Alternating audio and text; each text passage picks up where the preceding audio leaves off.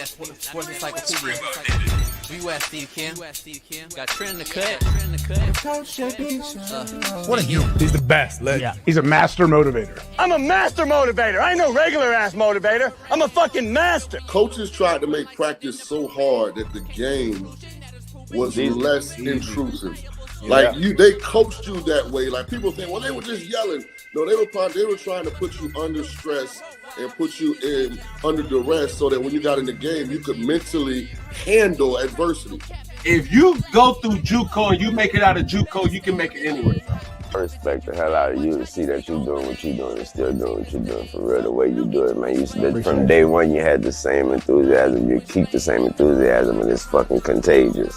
In my opinion, I think Shedeur Sanders is the best deep ball in college football. I don't think he's. Can you just say something nice about Shedeur Sanders? I love talking ball. It's nice to connect with guys that are like-minded and just are real and genuine. And I'll proudly stand up next to you all. God bless America. You said belt to ass, T-Red. You got the belt around you. Smitty and Jason Brown. Coach JB Show.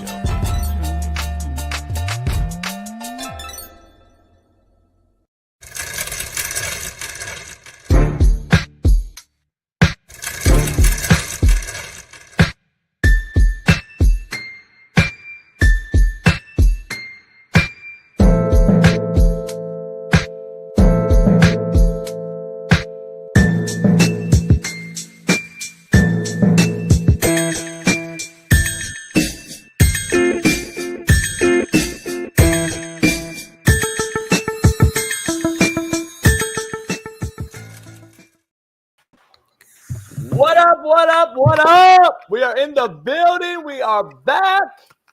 Hey man, new intro, new verses, new little beat, different little beat, but it's, still clean. I like it. Smitty in the house, rocking a new winnable hoodie. One of our sponsors. As you know, this show's powered by BetUS.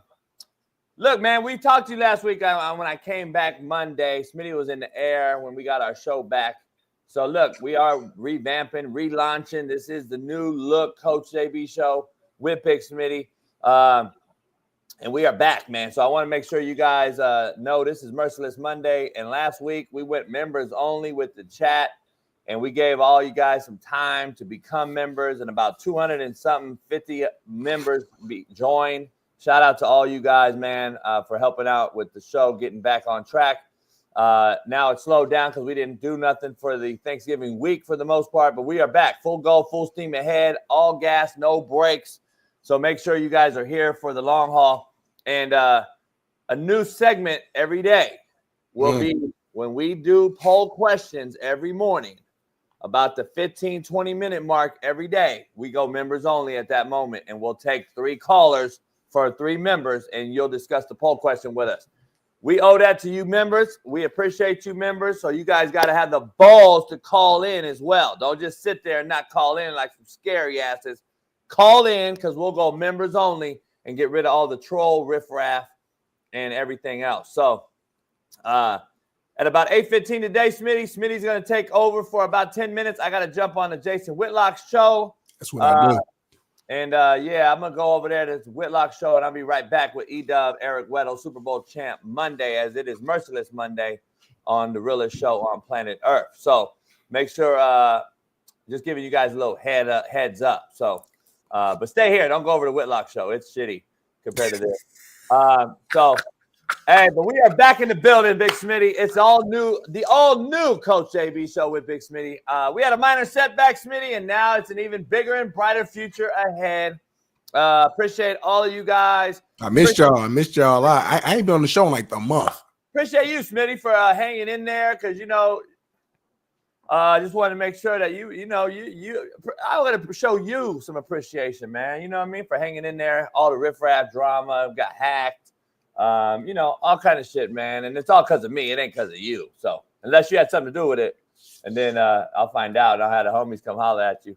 But other than that, if it was just regular, shout out to you for hanging in there and stuff. I did hear the Colorado fans was after you after they hacked us. So, and I am a Colorado supporter. So I'm gonna leave it there. That's what I'm saying. I'm thinking you're on there. You're cool though. You on the good side is what I'm saying. On their side. I made a phone call. I don't know. I got it back though, so I went back door. You know, I had hood shit. I had to do some hood shit. They thought they was getting over. Again, I don't know. They thought I was Boo Boo the Fool, but anyway, I think they realized. Anyway, we already talked about that. Don't say that. Don't say that. Smitty, let's dive into the show, man. This show is powered by BetUS. Head on over to BetUS today and use the promo code CoachJB. Get you 150% bonus on your first deposit, up to $2,000 plus insurance and protection, betting insurance and protection. So you can head on over to BetUS today because we will be having a prop run through today, some props and our picks of the day for the Monday Night Football game between the Cleveland Browns and the Denver Broncos, as well as we'll dive into some NBA talk here as the show gets going closer towards the Super Bowl as we transition into a little hoops. It's all powered by BetUS, the Coach JB show with Big Smitty and our proud sponsor. So, Trevor Lawrence, Smitty got hit yesterday. That made me go viral. I got 3 million views on Twitter on a video that I just did sitting right here in the cigar lounge, smoking a stick, not even doing much, and just said, here's my opinion on it. That was right after Smitty's take on Twitter that I responded to. Actually got traction as well, and then that's what made me do the video. And I was like, well, let me do a video and say I disagree with a lot of these talking heads out here. And then Smitty and I talked, and we both pretty much agree on a lot of the things. But let's dive into this thing real quick. Of course, Smitty, 50% people in the world agree with me, and then the other 50 disagree with my take yesterday out of the 3 million views on Twitter, which is okay. The fanboys who never played or coached automatically makes it 85% agree with me, and 15 didn't agree. So that's how I look at it. Because the fanboys who never played and coached dropped out of there, so I just take those out automatically. You guys have an opinion. You nobodies should have no opinion. Just stop talking. Now, having said that, Smitty, Trevor Lawrence knocked himself out yesterday, and he is 6'6", 240 pounds, and he slid. And let's be clear, Smitty, you know what I'm talking about when I mention these, what we call buzzwords in the football world, okay? I'm going to use a couple buzzwords for Smitty, and he'll understand that. So when he rebukes this or rebuttals this, we'll have this conversation. But he slid, Smitty, after he ate up the cushion of the defender into what we call the danger zone, the target area, and the point of no return. He slid past that point of no return. When will Patrick Mahomes get hit like this is the question I have, people. This may be what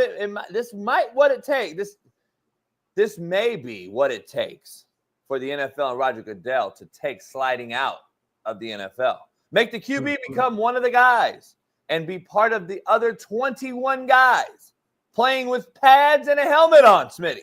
I don't know if you know, but he also has pads and helmet on. He does.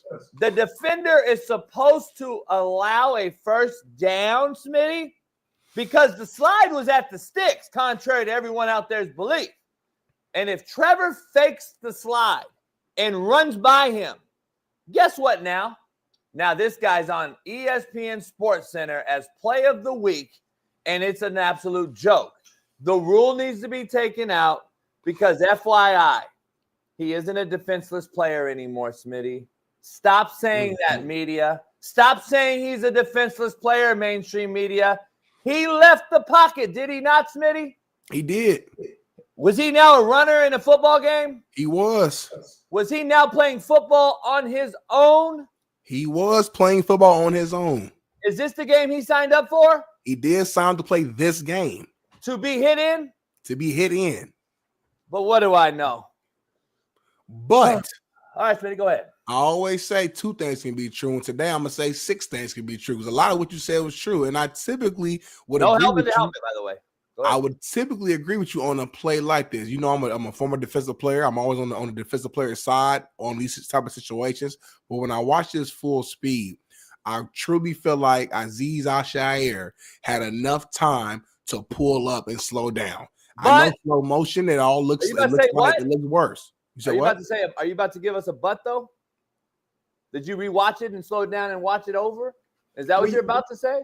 No, but jump in real quick because it looks like you about to say what's on your mind. I thought you were going to say when I watched it live, I thought he had time to pull up, but when I slowed it down to JB's point, I could see why he slid late. Okay. All See, right. I don't like slowing stuff down really, because to me, like this is not a realistic view of what actually went down. When we slow motion things and all that, that's not realistic. I like watching full speed. People pausing it, Smitty. People out there pausing it when the motherfucker's like this. When he's like this, and I'm like, did you ever play football?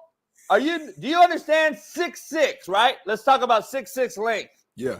When I drop 6'6" and hit the ground with my knees and leg and hip, going that speed in the NFL, as fast as the NFL moves, do you know how many feet that takes up and how fast it takes it up in? It's bang bang. It's bang bang play. So what is he supposed to do? So right there, by the way, right there, when zero is right here, the sticks is where he is at.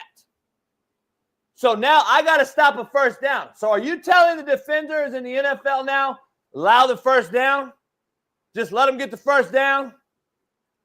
I'm not saying that. It's a lose-lose situation for the defender, which we've been knowing that. But in today's game, with today's rules, to me, this was a dirty play. And when I watch this play compared to some other plays that we've had over the years or even throughout the season, a lot of times I'll defend the defender because I think they are in no man's land. To me, this guy he had enough. It's a split second, but these are premier athletes. These are top of the line athletes right here. So things that the common everyday person couldn't do, to me, these premier guys, these DBs, these safeties, linebackers, these are the top of the top. They can do it. To me, he had enough time to maybe not fully just pull up and not make any contact, but the way he hit him, he went all the way through the shoulder into him a little bit more. He made sure that he wanted to get contact. And listen, I can relate to being on the field and you're having a tough game. It's not going your way. He probably ain't really had no good chance to get a good hit all damn game long.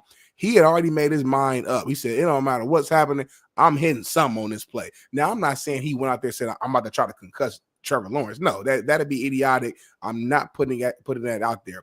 But as a defensive player, sometimes you do get frustrated and you're like, listen, I've been running around this field all day. We're not playing well. I'm hitting something. And I think he had made his mind up that once he saw Trevor Lawrence running, he was like, I'm getting some contact. So to me, that's the mindset. And that's why I called it a dirty play. Dirty in the sense of he had enough time to be like, okay, like let me pull up a little bit or let me not go all the way through with the shoulder. But he wanted to hit something, which I understand.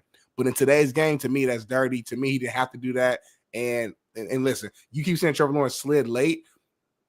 What's worse than that, though? Sliding early and not getting the first down, right? Because I believe they stopped the ball once you start your slide. I think that's where they dead the ball at. So you almost have to get to the actual line before you start to slide. Otherwise, you'll be short. So I don't know.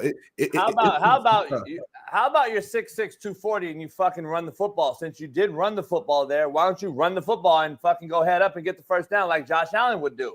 I'm saying is we're taking the game and putting it into a referee's hands that probably didn't play or doesn't play or understand biomechanics very well because he's a lawyer or a doctor half the other time. And he doesn't realize that this guy's 6'6", 240. And we have to gently lay quarterbacks down now. And we can't put pressure on quarterbacks when we even sack them in the backfield. True. How many rules are there? And I played QB, homie. How many rules are there going to be for the defender to actually play the game correctly and not be labeled a dirty player? This guy laid his forearm out. Everyone out there is talking about the forearm. To me, the forearm is an act of contrite. He's actually saving him by not hitting him in the head. And by the way, the forearm's not what hurt him. His head hit the ground. Right. So stop with the bullshit narratives, homie, out there. You guys got to stop. The forearm to me is like, man, I don't know how to tackle this motherfucker no more. He's sliding. He's 6'6". He's about to get the first down. It's happening bang, bang. And everybody out there thinks they know how this is in real life. No, you don't. It's a 6'6" guy, Trevor Lawrence. By the way, Trevor runs, I think, 4'6". Top. I mean, pretty quick guy, pretty fast guy. Right, he ain't slow, yeah. He ain't slow. This guy's running up on him. He's ate his cushion. He's about to get the first down in a close game, by the way, in a divisional fucking matchup. And now I gotta Now I got to run by him, Smitty, and tap him. So this guy's got to run by him now to all the pussies out here in America who want this to be a flag football league. You want this guy to stop, get low, and then just run by and tap him. Like this is what you guys want. By the way, Smitty, when did that become a dirty hit? Because you know what's ironic? The biggest voice out here talking shit today is Ryan Clark. Talking how dirty it is. Motherfucker, you were the dirtiest fucking safety in the NFL for like 7 years. Ryan Clark used to hit stuff. He used to hit everything. Like, but it was allowed though. So is it dirty? If it's allowed, a different era. What I'm saying, Smitty, this kid out here didn't just learn how to be aggressive. He didn't just learn football yesterday. He's been playing since a kid. He watched Ryan Clark. We've been trained to be football players for our whole life. He's a thumper, by the way, and his reputation is he's a hitter. Right. So now don't act like it's all brand new when he hits you. To that point, that's what I'm saying. Like, I agree. So, like, he's a hell of a player. That's what I'm saying. I'm a fan of his. I like the way he played football, and that's, to me, in my head, he was like, "Hey, I'm hitting something this play." Like, again, not on some like I'm trying to injure somebody. He just, as a defender, I mean, you run around the field all day, you get a chance to hit the quarterback. That's what you want. Anytime as a defender you get a chance to hit the quarterback, we are hitting the quarterback. As a D lineman, they want us to touch. If we can touch y'all on the shoulder, push y'all, any little contact we can do with y'all, we gonna do it. So to me, that was the mindset, and that's why when I say dirty, I put quotes on it because like there's different like dirty. I'm not saying dirty like I'm trying to take this guy out the rest of the game. No. I mean dirty in the sense like it doesn't matter if he's sliding or not. I'm getting some contact. Like I'm getting something here because to me, once Trevor starts to slide, okay, you could say Al-Shaair was already breaking down. Okay, cool. But to me, I've seen players do this where they're about to hit you, they see you're sliding, and they kind of just like almost jump over you. Almost like you might make slight contact, but instead of like going all the way through with it, you kind of just like jump over them, roll, and then the play goes over. He said, I'm going to hit you. Yeah, listen, people asking why did he lead with the forearm? He led with the forearm, so he doesn't lead with the head because the head's a fucking big-time fine and a absolutely, probably a 3-game suspension. That's why he didn't lead with the head and led with the forearm. This forearm, to me, is a brace. And I trust me, if he was a dirty shitbird, I'd be calling it out and saying it today. I'm defending the defense on this one, and I played QB.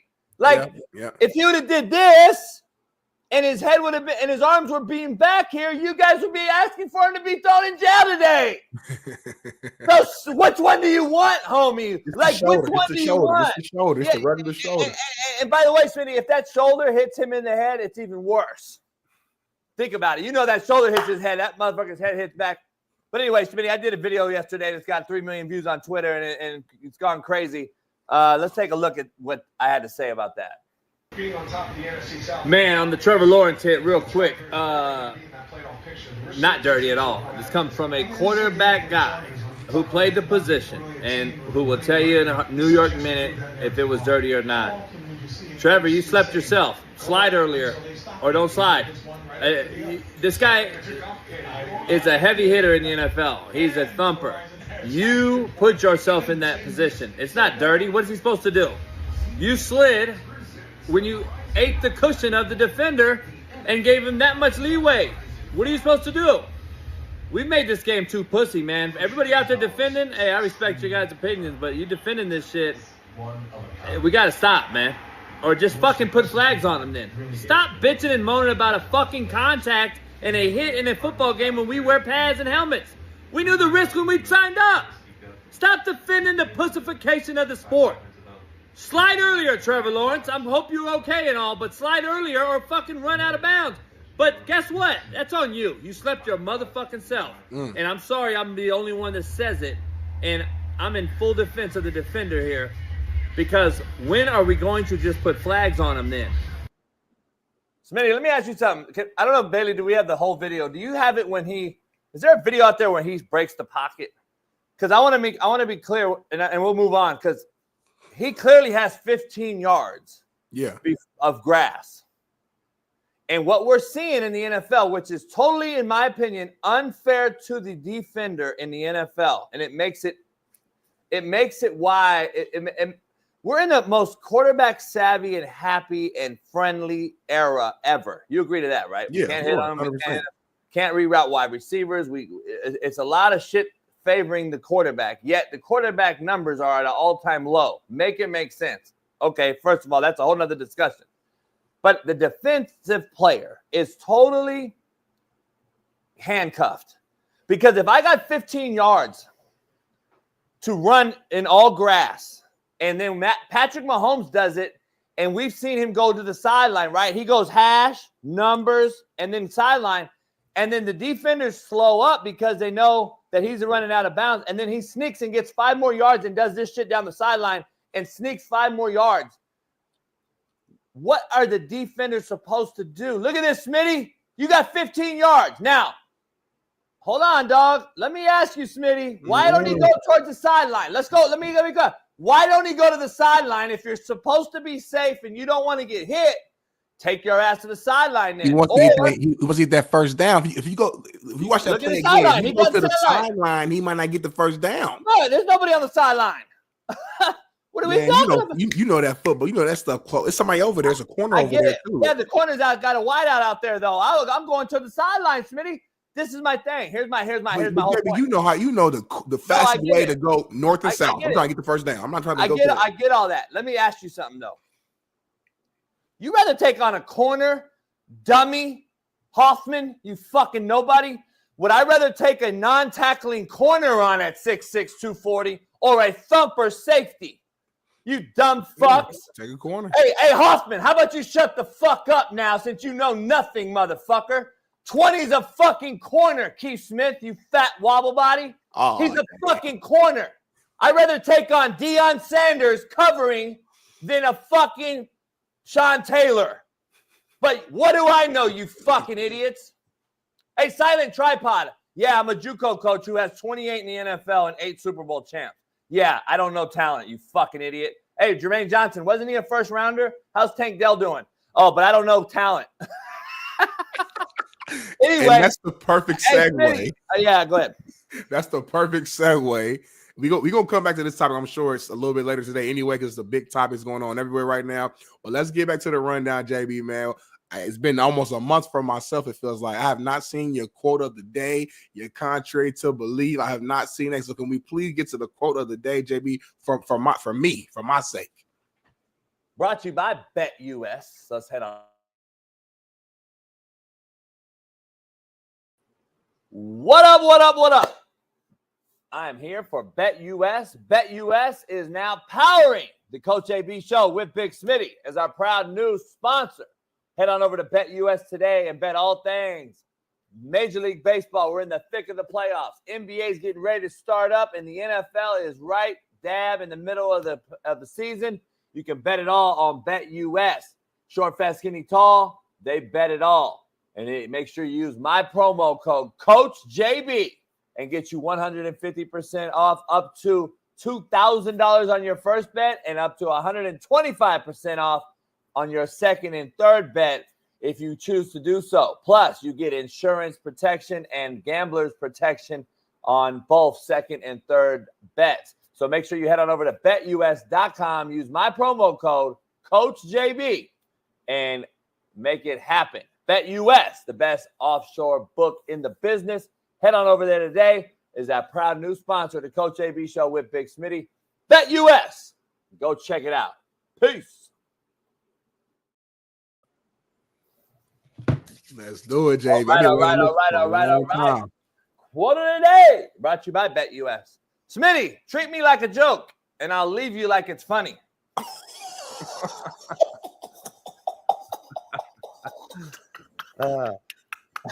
Hey, that's what I just did. That's what I just did to the chat. The dick ride nobodies.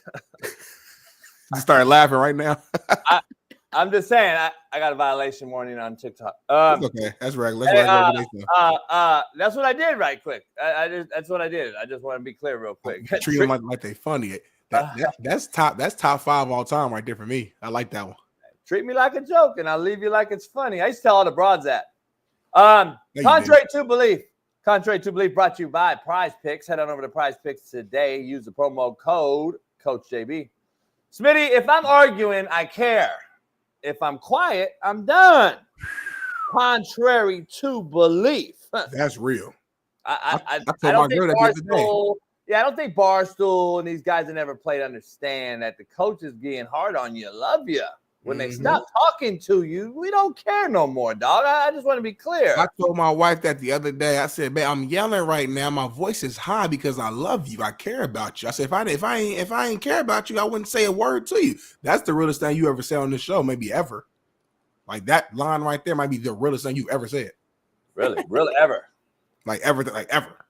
Wow. Hey, Smitty. So listen, man, I talked to the chat on Monday when we came back, and I told them, I said, look, I'm going to give you 30 minutes to become a member so we can go to members chat only, just to get rid of the riffraff and the trolls. And it was great, man. So we're going to do this every day. So you guys need to start becoming members, because by the time we get to around the 6:30 mark every morning, 9:30 on the East Coast, we will be going members chat only and taking live callers to discuss the poll question every single day. And that's just, that's just giving back to y'all for helping and becoming a member and becoming a contributor, especially all the OGs that have been here from day one and all the new members. So shout out to all you guys. But it's about to be members only time. So we'll give you 1 minute to become a member. And if you're not one, we're going to go members chat only. And you can still become a member while we're in members chat only. And then we'll be taking callers, and we'll take about 5 callers up to about 45 seconds each. That'll be every single day. We'll take 5 callers, about 45 seconds each, talk about the poll question, and then we'll take the new caller. So shout out to all you guys, man. So about 30 seconds. If you guys haven't become a member, become one right now. And we're going to go members chat only. And JB, while we're waiting for them to become members, me and you might as well answer the questions ourselves. So when we set up the poll question, you give me your answer, I give the answer, and then right there, it'd be perfect time for the members to slide in and give us their take. So what is the poll question for today, JB? Should the NFL ban the QB slide? No, it shouldn't ban QB slide. I'm gonna get straight to it. Ain't no, playing around with it. QB slide been there since the beginning of time. It's a way for the quarterback to say, hey, I'm giving up on this play.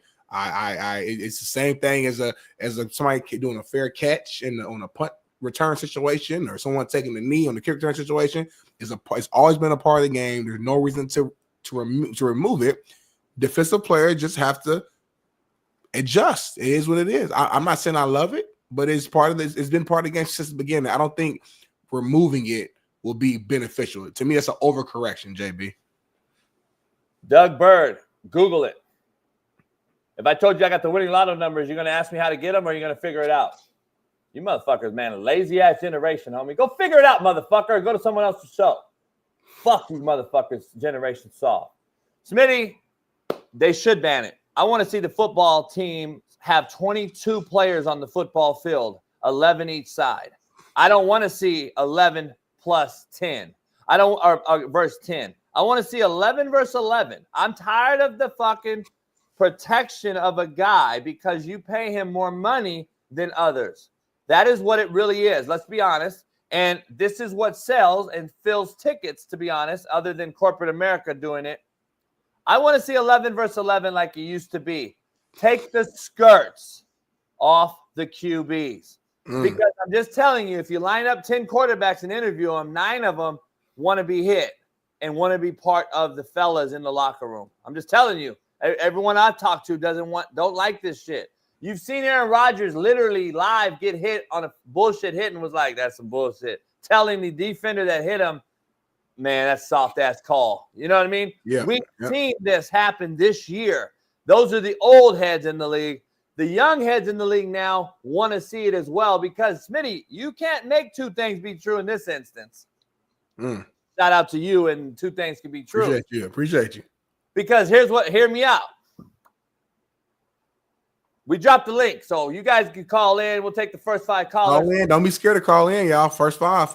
You can't sit here and defend the athletic QB and tell me on this show for the last year that it's the new era, JB. You got to get used to it. The quarterback's an athlete. He's a runner now. He's running around now. You got to get used to the athletic QB moving around. Okay, then you got to get used to getting your motherfucking ass whooped and banged and hit because you're now running back. You can't tell me, Smitty, on one side you're going to pay a $200 million running back to run around +1 my defense, as you know how hard it is to defend a running quarterback when we're in coverage or we're having a scheme. And now a running back, Kyler Murray, Lamar Jackson, Josh Allen, all these freaks, AR5, fucking how many freaks are out here running now, +1, and I can't hit them, Smitty? I'm sorry, I can't beat it. But you can hit them. You just can't hit them if they're already sliding, JB. Not really. Let's be honest. Come on now. Just say not really, though. Lamar get hit. Like, AR5 gets hit. Josh Allen gets hit. These guys get hit because they're throwing their body around. If you throw your body around, you're going to get hit. But if you slide, I got to chill. I got to pull up. Be real, Smitty. Not really, though. Just say, but not really, though. Like, let's just be honest, homie. You're not hitting him like the white boy Dean hit Derrick Henry yesterday. You're not hitting a quarterback that way. Let's be honest. See if you can find that hit, Smitty, Bailey. But let's take our first call. Drew guy, come on in. What's going on, Drew? Hey, Drew, what's your question, Drew? What's the answer? My answer to the poll question is I find it hard to ban the slide because, like Smitty said, it's been around forever. But I think there needs to be a way that you can look into the slide because, like you said, Sunday wasn't a penalty. He's trying to gain extra yardage, and like Patrick Mahomes does, going up the sidelines. Maybe you start. I mean, I'm not one for throwing more flags, but maybe you start flagging QBs taking advantage of the rule. Yeah, good call. Good call. Appreciate That's you. a good take, Drew. I like that. I don't know how you would do it, but I like the take. I like the angle. You know what I'm saying? Trying to figure out a way to, to stop the quarterback from doing it. We got another caller, I think, right here, man. It's your favorite person. Oh, damn.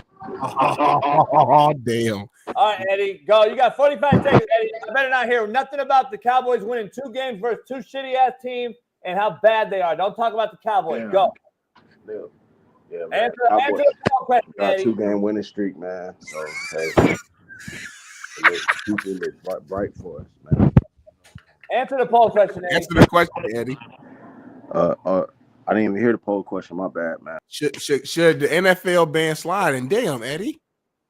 He wanted to call in just to talk about a 2-game win streak versus a bunch of nobodies, dog. God damn it, Eddie. He wanted to call in about the Cowboys. You know, that's not the poll question, Eddie. That's a regular segment later on, Eddie. We'll have regular callers, Eddie. Give him one more chance, man. Poll question, Eddie. God, Eddie. I'm trying to defend Eddie. You try to help Eddie and see what happens. You can lead the horse to water. We can't make him drink, man. Damn, Eddie. Yeah, I feel Eddie. bad almost. Like I feel like Eddie a little. You know what I mean? Yeah, Eddie fucked that up, man. Alec, we got a new caller. What's up, Alec? Yeah, I just don't think that the defender is in any good position to do anything right there. He like JB saying, what the hell is he supposed to do? At first glance, I thought it was a dirty hit, but I think that's just because we're so conditioned to see that as a dirty hit nowadays. All the and you're cutting out, Alec. You there? All right. Hey, good take, man. I appreciate you calling in. We lost him. Good take. Good take. Your phone was cutting out a little bit, Alec, but we heard majority of it. That was a good take. Hey, that's exactly my point, though. Like you used to seeing anybody hit the QB, and now you automatically think it's bad. Let's take one last caller. All right, we got another caller. Jump in. What's going on, Swish? It was going on, fellas. I think that they should penalize and get rid of the slide. If you look back a couple years ago in college, Kenny Pickett had fake slide, ended up scoring the touchdown on it, and the defender had to pull up. So I think that they should get rid of it. And that's when I made a point 2 years ago. I made that up, and I'm like, man, this is why you need to take the call out. You're going to take advantage of it, but when you get banged, you're the bad guy. See, that's the thing. That's that victim mentality shit, man. Good call, Swish. Swish. That's like the female, man, false claim in the R. I'm just saying, you know how many times we've seen that, right? And I'm gonna take full advantage of this motherfucker who's about to get paid. I'm gonna take full advantage, and I'm gonna claim that he took it, he did this and that to me. This is exactly the same situation. You're guilty before proven innocent. That's not how it works. That's not how it works. This is what the defenders are, Smitty. They're guilty no matter what they do. It feels so weird for me that I'm like on this play, I'm on the other side because I'm always on the defensive player side. But like, I don't know. When I watch this play full speed, man, and maybe because Trevor's tall, it feels like he was sliding for a long ass time. It's like, damn, like just watch it one more time for the hood. You can't. Smitty, come on, dog. You got to stop defending it. You see it. You see that that's just a horrible. First of all, let's be honest. Okay, can we be honest about biomechanics? Be honest. Biomechanics. We're going to move on to the first topic of the show. I'm 6'6" and I'm running, and you saw he slowed down. And if he slows down to this position, guess what that also is? I can jump cut you. I can stiff arm you. I can do multitude of things when I'm at the first down marker. And Smitty, when I do this, I could dip on you. What is the defender supposed to do, homie? I'm trying to stop this guy from getting a first down for our team. Yeah. And now I can't do nothing. And this guy slows down at 6'6" to do a slide, cut, or run by me. It just doesn't make sense. It's tough, man. Listen, it's tough. I'm not saying I'm right, but listen, great call from the members here called in. You guys got my mom moving around thinking. It's a tough one either way, man. But keep letting us know your opinion in the comments. Can I go back? Can I just say this, though? Say this last thing. We'll move to the next topic, my guy. Are we playing football or basketball? We're playing football, homie. I mean, can we just stop it then? Like, but you played a strong position in the game, JB. We're debating a game that's supposed to be a gladiator sport, worn with pads and helmet. We're sitting here debating on a Monday why the defender who's supposed to be paid to hit the other guy is at the fault.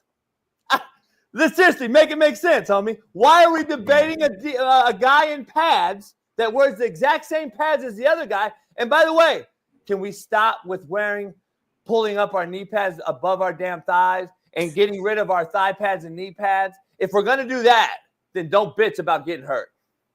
Like, let's be honest. If we're going to take away our pads on our been doing that, though. So we can look cute. But I'm just saying, if you're going to do it and you want to look cute, then don't bitch about getting hurt. Like, let's be honest. I mean, this is player empowerment at its fullest. We got to stop. We got to stop it. But let's move on. Jerry, you played the softest position in the gladiator sport. It was the hardest position. No, it wasn't the hardest position. But it's all good. Why do you think I'm on the defense? Why do you think I'm on the defense for the defense right now? But even when it was more physical, y'all still played the softest position. Obviously, we're not counting kickers and everything like that. But out of all the positions, quarterback still was the one that was mostly baby. But I digress, man. Moving on to the next topic, man. Let's go do a little college football here, man. Michigan takes out Ohio State despite throwing for just 62 yards. As Ohio State has lost to Michigan 4 straight times. So, JB, I got to ask you this. I know my answer. Should Ryan Day be fired after this season? Yes. 4 straight times, JB. I know. I think I've been saying this for how long? I think I'm the only one that's been actually saying this for a while. Haven't I been the one? And you were like, everybody's like, nah, come on, JB. He wins 10 games a year. I go, yeah, I get it.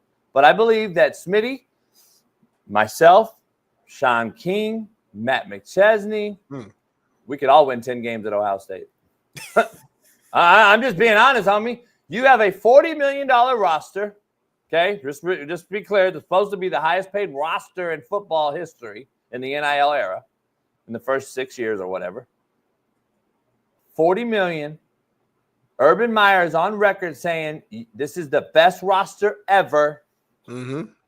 And then you got a hubcap on a Lamborghini because your quarterback's garbage. And I've been telling you that for how long now on this show? But what do I know?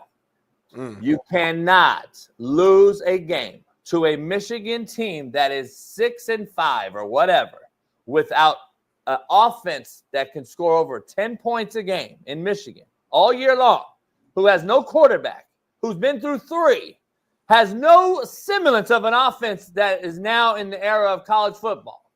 No explosion, no explosive players, no explosive plays. And you muster up 10 points after Smitty. Hold on, it gets better. You went out and hired Chip Kelly. You went out and hired Chip Kelly as your OC, and that was supposed to be the best OC ever. And I'm gonna go fire my old guy and go bring in Chip Kelly, and then you scored 10 fucking points. Wow. Yes. Wow. It's called a fireable offense. Mm-hmm. And you cannot lose to this Michigan team. I get losing to Michigan here and there and all that. Right. But when we rewind, Smitty, to the guy that said this roster, did Urban Meyer set this up?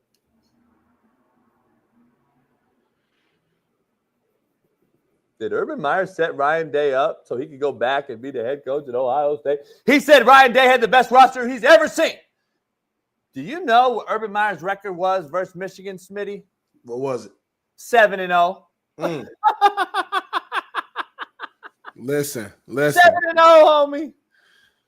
Shout out to Urban Meyer, man. My name Bennett, I ain't in it. But I will say this. Ryan Day should be fired. But the only way he can maintain his job is if Ohio State wins the Natty. That's the only way. They have to win the national championship this year. The first team in the 12-team playoff era to go out there and win the national title is the only way, in my opinion, that Ryan Day can save his job. Because losing against Michigan for Ohio State is damn near like losing the Natty. Like Michigan right now, they're excited. They're 7-5 record. They're bowl eligible when they beat Ohio State. They're living on cloud nine right now. Just secured a 5-star quarterback, get him like $11 million. They feeling good right now. Ohio State, Ryan Day, he said that office stressed out, probably smoking a stick, and he don't even smoke. So the only way for them to survive is to win this national title. If he don't, Ryan Day's out of there for every reason that JB just said. And then we're back to my take. We're back to the whole thing of being watered down. Everyone deserves a trophy. Do you know that there's a high school in California that went 0-10 this year in football? 0-10. St. Augustine, San Diego, St. Augustine. They went 0-10. Mm-hmm. And they won the whole CIF championship. So explain to me real quick, and people who are not from Cali, right? So like, what division or what class are they in? I'm just curious. Like, are they in the top class? Or are they in the? I'm just curious what. I don't know. It don't matter. Okay, it do matter a little bit, but all right. It don't matter at all because you went 0-10. You went 0-10, so your season's over. But context matters. Like, was it injury? Was the quarterback down all year? He got back healthy. Was it? Don't matter. When does that start to matter? When we went 0-10, when we played, you're 0-10. Season's over. Well, listen, listen, you ain't gonna like this, but in Indiana, all the teams make the playoffs. So I'm used to that. That's why. Fuck. I'm used to that. That's why. No, That's why. Okay, No, that makes sense. Everybody should be apologizing to Smitty right now. The top dogs are going to come off on top at the end of the day. Warren Central, Carmel, Ben Davis, Center Grove. The top dogs will come off on top. Like, I don't understand that. To me, you don't have that many. See, we got 1 million schools that play. Right, it's a little different. Yeah. So you got to understand. One of my former players went 1-9 and won the CIF2 in another division. I hear you. Listen, and look, one of my partners, one of my OGs you've met, is like, JB, how is it bad? And and we got into it this morning. I'm like, before the show even, I'm like, what do you mean? The good teams couldn't beat you. You went 0-10. 10 teams beat you. What do you mean? What they do, Smitty, is you go 0-10. Now they go by some fucking everyone deserves a trophy ass shit.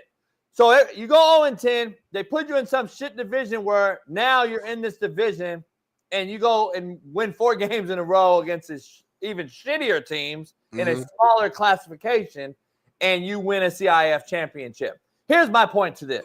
Bring it back full circle. Ohio State, Michigan, 12-team playoffs. Bring it back full circle. You lose to Michigan, who's mid as best this year. You lost to the good team you had an opportunity to beat in Oregon. Mm-hmm. You won't even get to play Oregon in your own conference title game. Penn State now is taking the conference title game, which you beat head-to-head. You beat Penn State, Ohio State. Yep. But you're not even representing the conference in a title game. And now we're going to say, go win a natty and then save your job?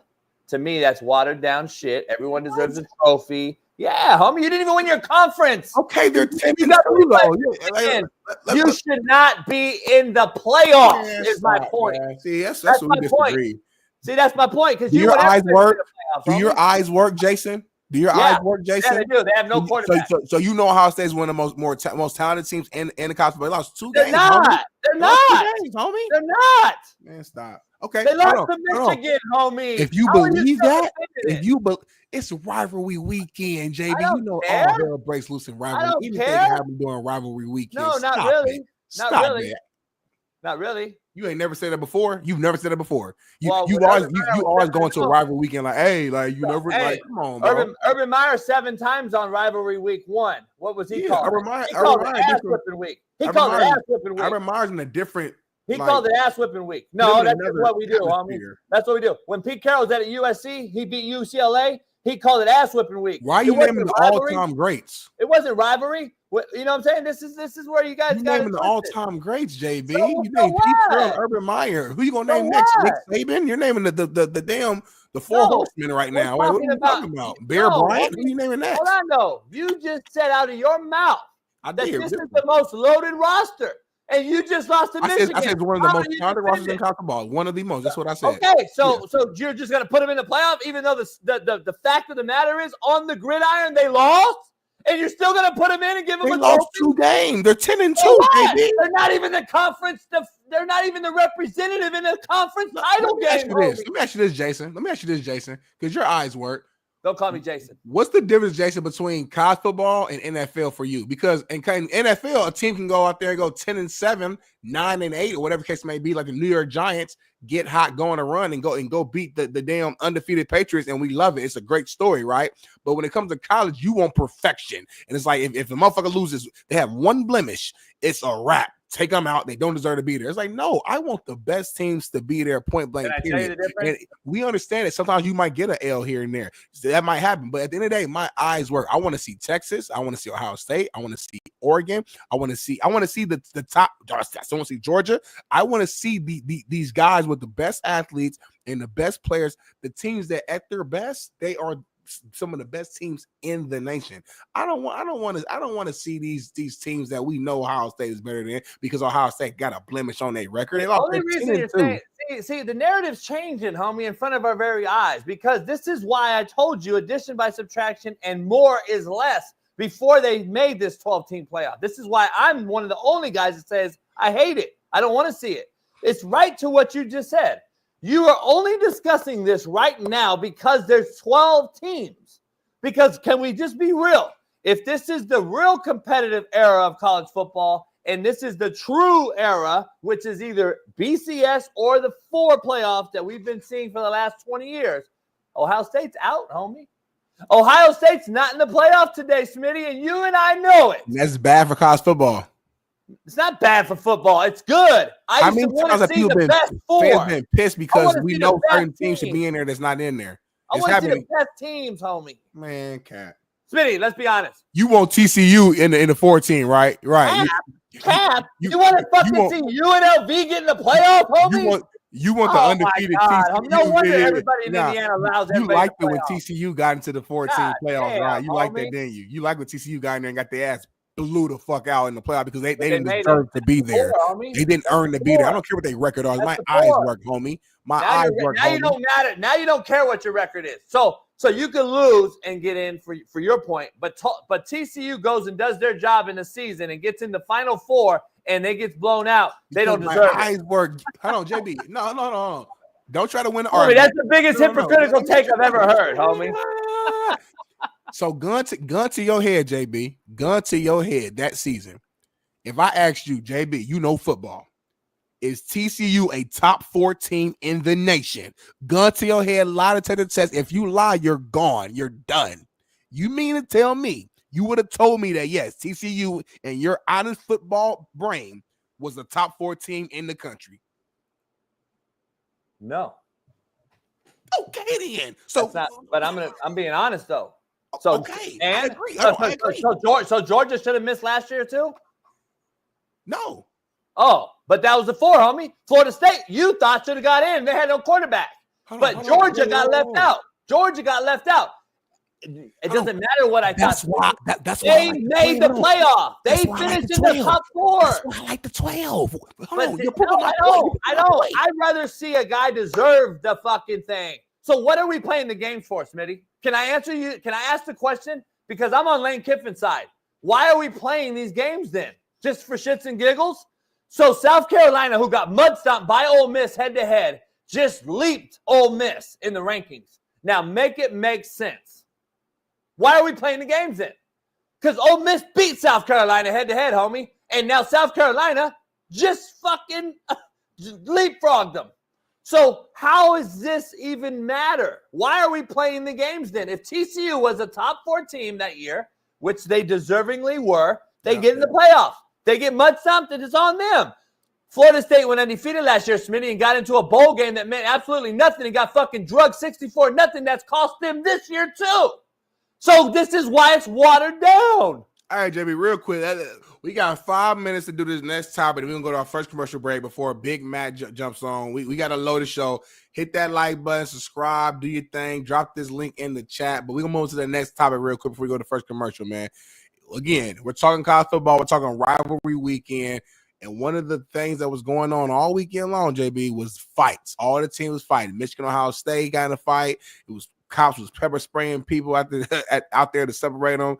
NC State, North Carolina fight, Arkansas, Missouri, Auburn, Alabama, Notre Dame, USC, ASU, Arizona, Florida, FSU, and Texas A&M. It was fights going all around, JB. I want to ask you from a coach perspective, man, what's your thoughts on just this whole weekend of fighting going on between these teams? Do you like it? Do you hate it? What's your take on this? It's inorganic. It's for the gram. It's for the gram. Yeah, got you thinking, don't I? Got everybody out there thinking this is for the gram. This is fake. It's for the gram. Why? Why, JB, is it for the gram? Why is it fake? This ain't the original. This ain't the fighting that we used to see. Why is it that North Carolina State fought, Florida and Florida State, which always fights, fought, Michigan, Ohio State fought? That was real. Okay. Why is it all of a sudden in one game we have everybody fighting? And then yesterday in the NFL, it trickled over. We had about 7 other teams fighting yesterday in games, especially after the Texan. We saw the Trevor Lawrence thing. This is for the gram. Why?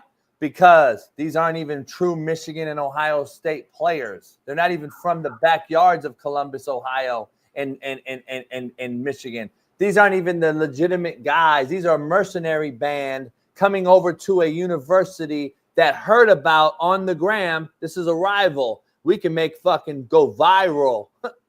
This is a rival. Let's go viral. That is what these dudes do, because this is the era of the player that we now know to be mercenaries. These aren't true recruits from these institutions. Smitty, let's keep it funky. You and I and Matt and everybody says it every day. So you cannot renege and go back and say this isn't. This is a rivalry that is fabricated through the gram and social media. This is not the true recruit, because we don't recruit truly anymore. So this is a bunch of mercenaries who heard about a rivalry, and now let's make it into something bigger than what we even know it to be. All we know it to be is it's a rivalry. That's really, let's be honest, it's just 2 teams that hate each other. These kids don't hate each other. They're on Instagram together, jersey swapping every day, chilling together. Now all of a sudden you want to be gangsters and fight? All of a sudden, it's for the gram. I'm sticking to it. So, JB, let me ask you this. You think these players before the game was like, hey, man. No, not to each other. No. Okay, so when you say it's for the ground, I mean it's phony. I mean it's not real. My thing is, I'm looking at Michigan, Ohio State. You can say whatever you want to about transfer portal and when they got recruited. They're not real Ohio State. They're not in the backyard. Once you're in that locker room and you're in that environment, coaches are preaching to you. You know this more than anybody. All year long, beat Michigan, beat Ohio State. We hate them. Like that's ingrained in your head now that you're there. I don't care if it's one season. During that season, if you're an Ohio State Buckeye, you hate Michigan. And on the other side, if you're a Michigan Wolverine, you hate Ohio State for that season, whether you grew up in the backyard or not. Once you're in that environment, you are a part of that environment. You're a part of that team. So I strongly disagree with you. I think these fights were all real. especially the Ohio State, Michigan, and like you said, I Florida, didn't say FSU. They always do it. They're not doing it just for the gram. They're doing it because they actually care about what's going on. Respect. I didn't say they weren't real fights. I said they're fake fabrication of who they really are. They wanted to fight. That's fine and dandy. I didn't say these were fake. I said this is for the gram. They understand what goes viral now. These guys don't give a shit about these rivalries. These kids don't care. They don't even know what school they graduate from anymore, Smitty. What diplomas from where? They go to 4 schools in 4 years. How is this a real rivalry anymore? Have you seen the roster at Miami? Have you seen the roster at Florida and Florida State? Go look at those rosters and tell me that those are true organic kids from those areas. Come on, homie. They may not be from the area, but when you're in the locker room, the job of a head coach is to get you to buy in. These players buy in, whether it's for that 1 season, that semester, 2 seasons, whatever it is, they buy into the culture of what is built there. So if I'm on Michigan's team right now, whether I might be from fucking California, but right now I'm in the Michigan locker room, and this is my team, this is my squad, and that's the opposition, and they don't like us, and they not like us, and we don't like them. And if I feel any disrespect, come on, man. It's on site. That's what it is, JB. But listen, man. Look, they at school for 8 or 9 years now, dog. I hear what you're saying, JB. Agree, disagree. Come on, we got to go to commercial break real quick, JB. But guess what? When we come back, Big Matt McChesney is going to join us. You know what topic we going to discuss. We got so much more. The Coach JB Show with Big Smitty remaining. So make sure y'all don't go nowhere. Get you some water, take a piss. And when we come back, we got Big Matt McChesney. What up, man? This is a proud new sponsor of the Coach JB Show with Big Smitty, and it is First Round Performance. Yeah. Make sure you head on over to firstroundperformance.com. We got the merch, the gear. They are top-notch company. High quality, JB. All about the quality here.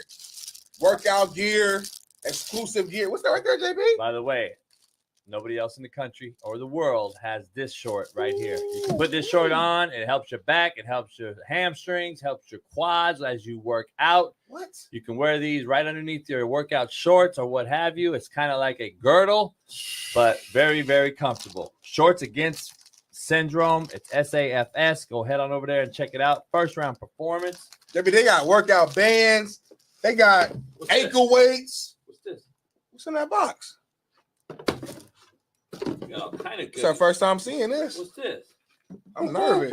What's that? A 40-yard dash electric timer. You can go get your workout on with the light and the strobe, the whole deal. Firstroundperformance.com. Oh, you just turned it on, JB. Bam. You want that smoke? Go check it out. I know you ain't trying to race me, I JB. might race Smitty and smoke him. You ain't trying to race me. You scared of that life. Yeah, this is the real deal. You guys got to go check it out. Firstroundperformance.com.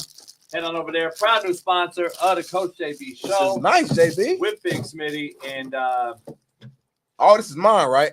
hell yeah. Listen, their premium gear, including the revolutionary SAFS shorts I just showed you, are expertly designed by a leading orthopedic surgeon to align your hips and relieve your pain. It is trusted by athletes and active individuals alike, whether you are pushing your limits with their high-quality resistance bands, as Smitty just showed you, or boosting recovery with the powerful dual-spectrum red light therapy devices that I just showed you. First Round Performance delivers the tools needed to stay at the top of your game. Whether aiming for peak performance or simply wanting to live pain-free, they've got you covered. Visit firstroundperformance.com or shop on Amazon today. They just launched their Amazon store.com, their Amazon store. This is out there, First Round Performance on Amazon. And so go help them out and grab some performance gear today. And please feel free to reach out to us if you have any questions. Yes, sir. Go First Round. Go First Round, baby. The promo code will be Coach JB. So check that out and head on over there today. Get right, baby. First Round, the highest quality. First Round Performance. Go get you some merch. Ooh, I like this shirt. I like this shirt, JB. Peace.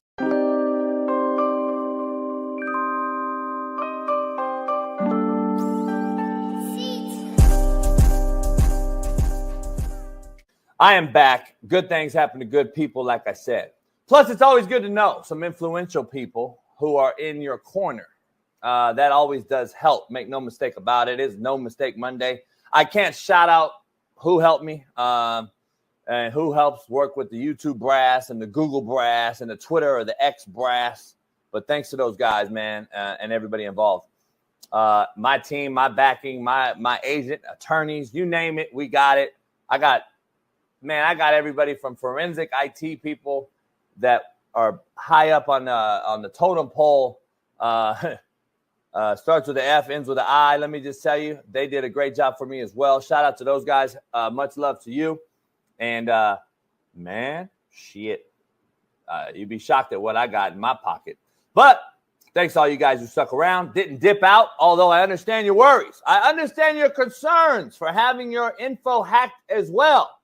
Plus the members who dropped out, subscribers who dropped and left. Trust, I have no ill will towards any of you who did that. Now, I welcome you back. So please do so. Return. Get back your membership. Get back your subscription. This is, after all, the realest show on planet Earth.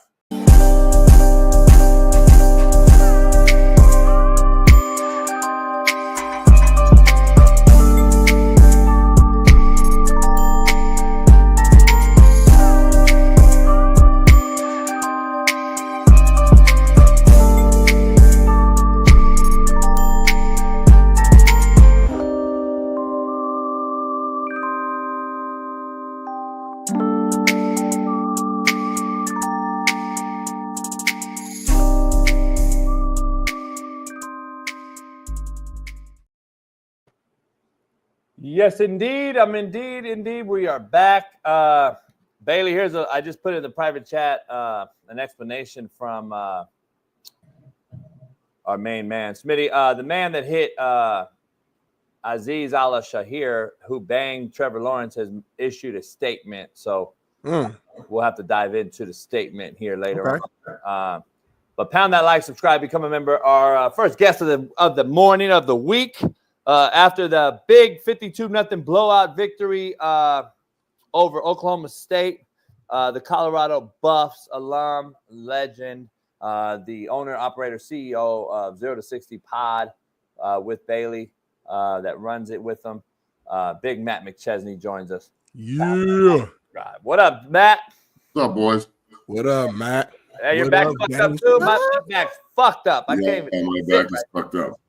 I can't even I got an ice pack on right now. My shit's fine. It's like my side though today. I don't know what the fuck it is.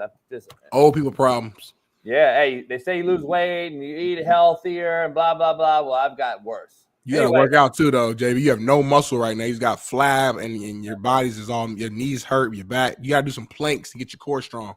Yeah, my shit got bigger though. So, Matt, man, how you doing, man? I'm good, man. Happy Monday. How are you guys? Happy Monday, man. We're doing good, man. JB already kind of segued it and started off, so we might as well start off with your Colorado Buffs, man. Finishes the season off the right way, dominating Oklahoma State. Finished the season 9-3. Coach Prime, I think after the game, has already said that Shador and Travis will play in the bowl game, kind of, calling out some other programs about, who has their players set out during bowl games and kind of how it led to the demise of the programs. But kind of want to start off with you to kind of ask your opinion on that. Matter of fact, we got a video, I think, though, of Coach Prime talking about it. Let's check it out.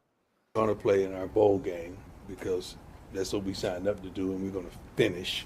We're not going to tap out because that throws off the structure of next season. It's a couple teams you take note. They laid an egg in the bowl game, and they hadn't recovered since. We don't plan on doing that. We plan on going out there fighting just like we fought today, regardless of where we are. I wish we had. Love it. Fucking love it. I know you love it because you were one of the people before Matt jumps in that went at Florida State basically saying that, like, hey, yeah, when your players do sit out, it does affect the offseason and what goes into the next season. It's a trickle-down effect. But, Matt, I want to go to you, I guess, two things. What's your reaction to what Deion said? But then secondly, just looking back overall at the whole season, like, how do you feel as a Buff yourself? Great year. I thought they'd go 8-4. They finished 9-3.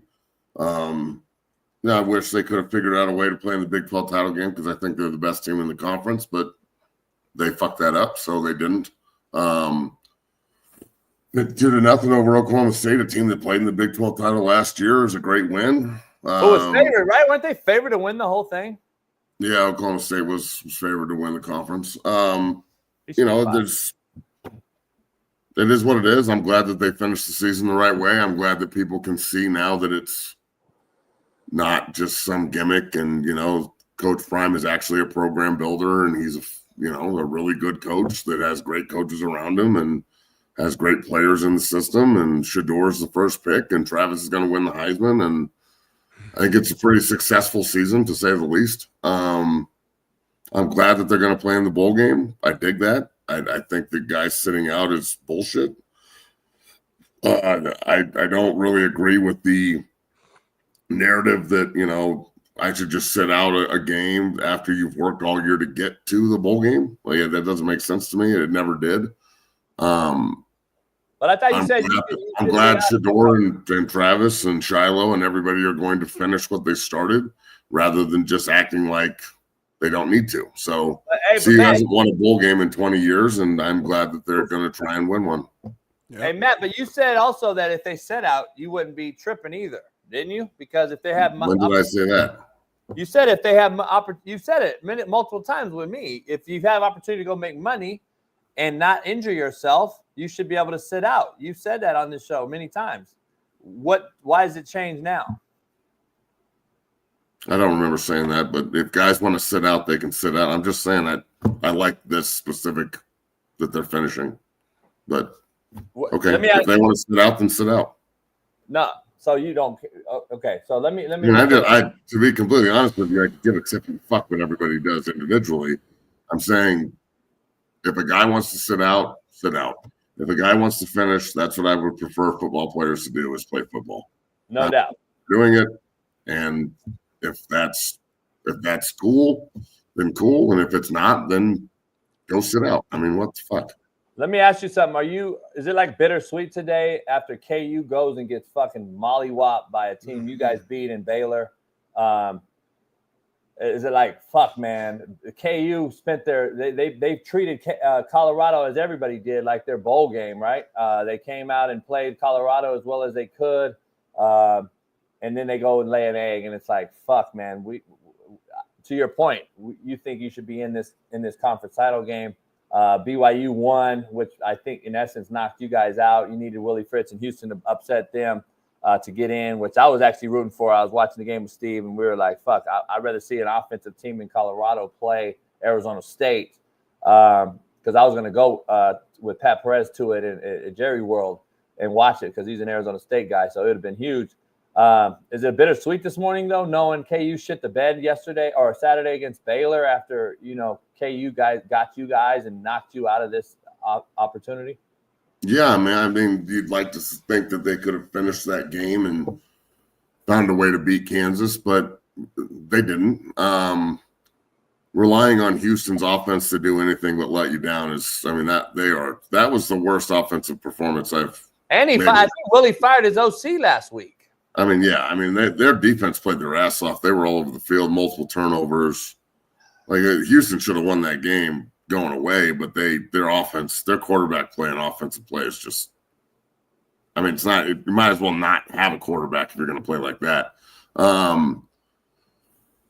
Yeah, I mean, I'm not going to say it's bittersweet. It's disappointing to a point, but again. 9-3 with the Heisman on deck and going to the Alamo Bowl. I can't sit here and act like I'm disappointed about that. They had a great year, finished the year ranked. You get to play BYU probably in the Alamo Bowl or an ACC team in the Holiday Bowl, depending on where they go.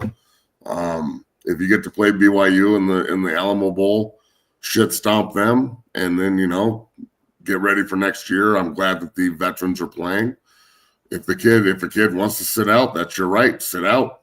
But I didn't think that they would sit out on their dad and coach, and they didn't. So we'll see how they finish.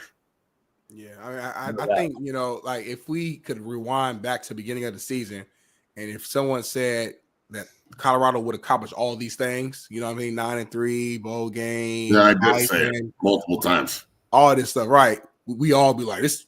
I'll take that. Like, that's amazing. Like, that's great. You know what I mean? So, it's easy to kind of hindsight 2020 to look back like, man, we would have beat Kansas. Well, yeah, of course. But this is a hell of a season which nobody or a lot of people didn't believe that they would accomplish this. So I think it's a hell of a season. You know, I did. Matt, and over and over again. I got shit on for it constantly, over and over again. Give myself some credit. I predicted at least 7 wins, in which I made a bet with Jason Brown, and I won that bet. So that always feels good. Well, let me ask you this: kind of still staying on. I picked Colorado. I picked Colorado to beat Oklahoma State. Nice. The one game all season he chose. Hey, they won me some money. Shout out to Colorado. You know why though? Because I hate Gundy more than anybody in the world. Man, I'm asking this: why do you think? Because Deion spoke about this like last week. Why was Travis Hunter not up in the Jim Thorpe Award like as one of the finals? But he's up for every other award. Like I don't. Do you have any idea why? It doesn't make any sense to me. I have no clue. I mean, if you don't think he's the best corner in football, there's an agenda there. I mean, no one throws at him because he is the best corner in football. Who's in it? Can you tell me who's in it? I don't know. I couldn't even tell you the other 3 guys that are eligible. I'm not like upset about it or anything. Coach Prime seems to think that it's because they do the Blitnikoff and the Thorpe on the same day or something that they can't do both awards. I don't know. I think it's a little bit of he's going to win every other award, so we can't give him that one too. I couldn't tell you. That's the point I was going to make. If he wins the Heisman, is anyone going to give a shit? Because at the end of the day, you know, we've been seeing this, I think, since I was a little kid. Anytime that there's like a quarterback that wins the like the QB of the Year award, he don't win the Heisman. And then the guy that's the best don't win the QB award, and we're like, he's going to win the Heisman. That's why. Or the running back. I believe that's what we're seeing right here. So I don't think. Yeah, Travis is going to win the Heisman hands down. Well, I don't even think it's a debate anymore. Yeah. Cam Ward's out. Genty's just going to get, shit on for the conference they're in. Let me ask you this. Do you think that Boise is going to be – they play UNLV. One of these teams are going to get in the playoff. Is that good or bad for college football? That's great. If Boise wins and they get a bye, that's huge for the Mountain West. Like it's no longer just, oh, you had a great season, Mountain West. Now you get to play in the Fiesta Bowl, and you can't get into the college football playoff. Like Cincinnati got in when they were part of the American Conference, but I think it was the years of like everybody bitching about the fact that no non-power conference teams ever got in, so that helped them. But I think it's huge, man. I mean, they're good enough to do it. They're gonna, if they win, they get a bye. They're one of the, I love that the college football committee didn't say that it's just the power conferences that get the opportunity. So that makes it equal for everybody. So now you just have football conferences instead of power conferences. You want to go you go undefeated, you're going to get a bye. So I think that really evens the playing field for everyone, with the exception of the ACC and Big Ten, because they're always going to get more schools in. I also think they need to look at that. I mean, because let's be real right now. A Big 12 team is playing for the SEC title their first year in. You had almost 2 Pac-12 teams playing for the Big 12 title, and you've got a Pac-12 team that was 4-8 last year in the Pac-12 playing for the Big 12 title, and then CU was 9-3 and this far away from playing for it. And you've got a Big 12 or a Pac-12 team who's the number 1 team in the country in the Big 10 1 year into the conference. So maybe the SEC and the Big 10 aren't as fucking good as we think they are every year. And the Big 12 last year was unbelievably loaded, and they just kept getting better as these teams dispersed into college football. But I don't know. I think that the bullshit narrative that just the SEC and the Big 10 are going to get all these teams in because they play in the SEC and the Big 10, I think that that's going to lose a lot of luster moving forward as the playoff goes ahead. It just should be the best teams. It shouldn't make a shit bit of difference what conference you play in. And the SEC and the Big 10, they need to man the fuck up and play 9 conference games. All this 8 conference game shit and playing fucking like Mercer in November, that should hurt you. That shouldn't help you. The Big 12 plays 9 conference games. If you take the Kansas game out and you put CU against Middle Tennessee and they finish 10-2. Right. Like, so the Big 12 is being penalized because they play an extra conference game. Like, at what point are we going to make the rules even for everybody? Like, everybody plays 9 conference games. Everybody has to play the same kind of schedule. You know, you're not playing the same teams, but you're playing the same kind of schedule as everybody else in the country to get into the playoff.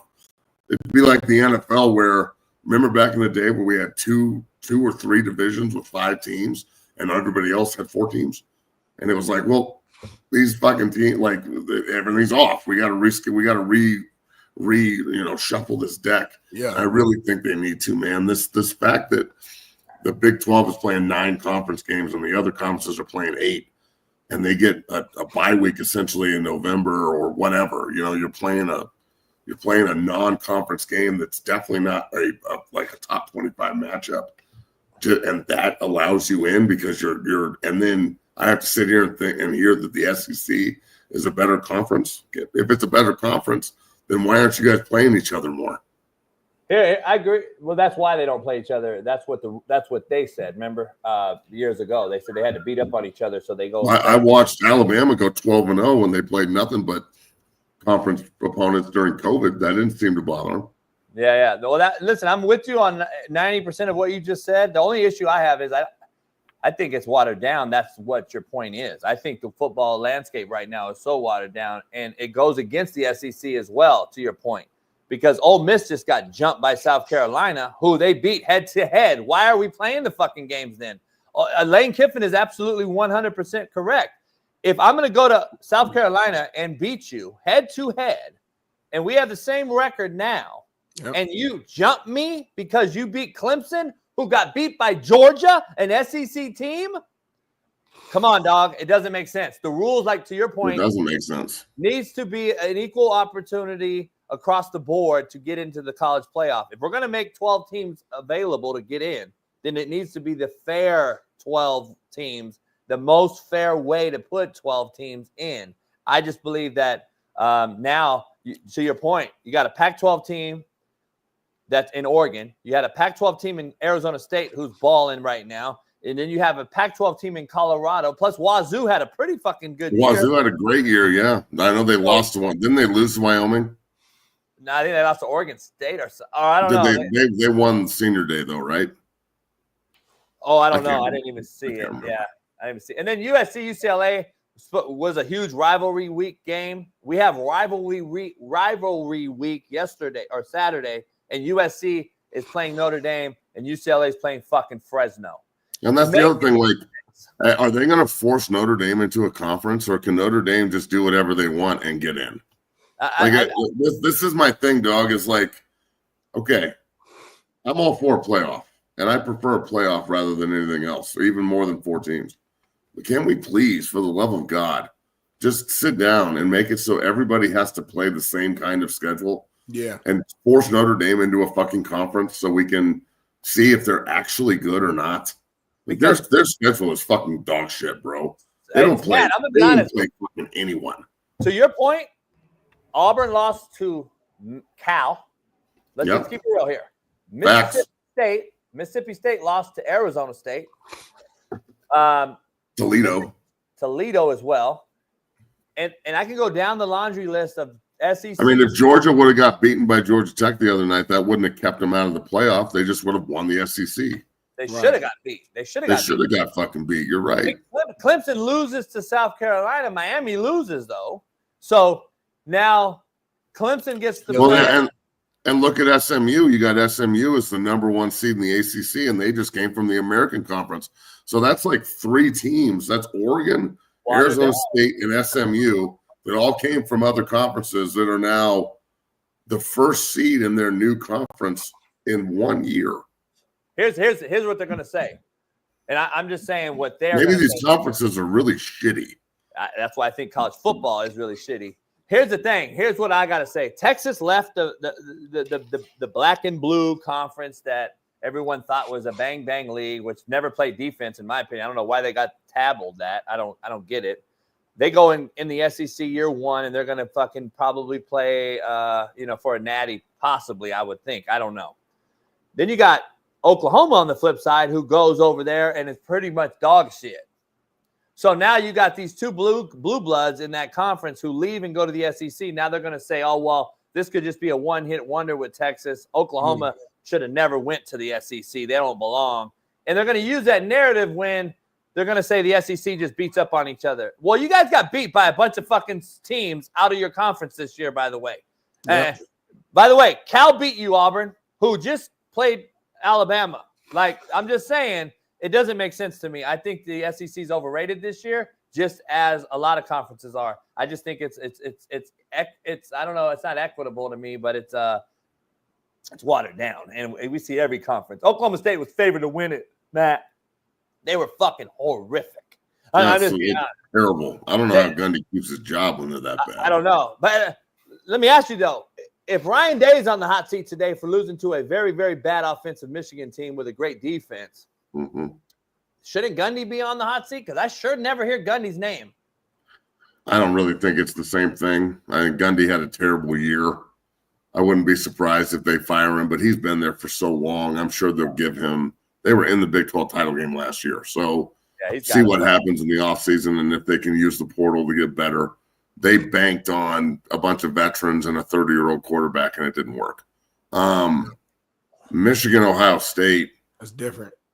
Like that rivalry is different. CU Oklahoma State isn't a rivalry. I mean, they're an old Big 8 rival, but they're not. It's not like there's any bad blood. Michigan and Ohio State hate each other, as we all know.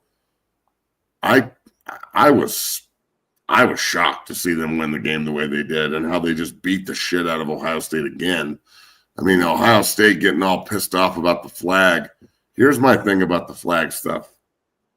Where was all that fight for 60 minutes, dog? If you don't want me to shit all over your fucking logo, do something about it during the game, dog. Hey, like, you're going to get all pissed. Oh, yeah, 33. You're a bad motherfucker. I know you had a good game. You had a pick and all that shit. But where was all this fight during the game? For the gram, huh? Where's all this fight during the game, dog? Like, it's for the gram, man. This is such a coward. This is such coward bullshit. Hey, like, they all run over like, oh, you're not going to plant a flag on our fucking field.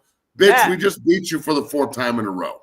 Hey, it's for the gram, homie. I tried to tell Smitty. He don't believe me. It's for the gram. Why all of a sudden is every single rivalry trying to plant a flag on the fucking opponent's field? Well, this is my thing, too. I thought everybody in college football now was just a mercenary and no one cared. Sure seems like everyone cares to me.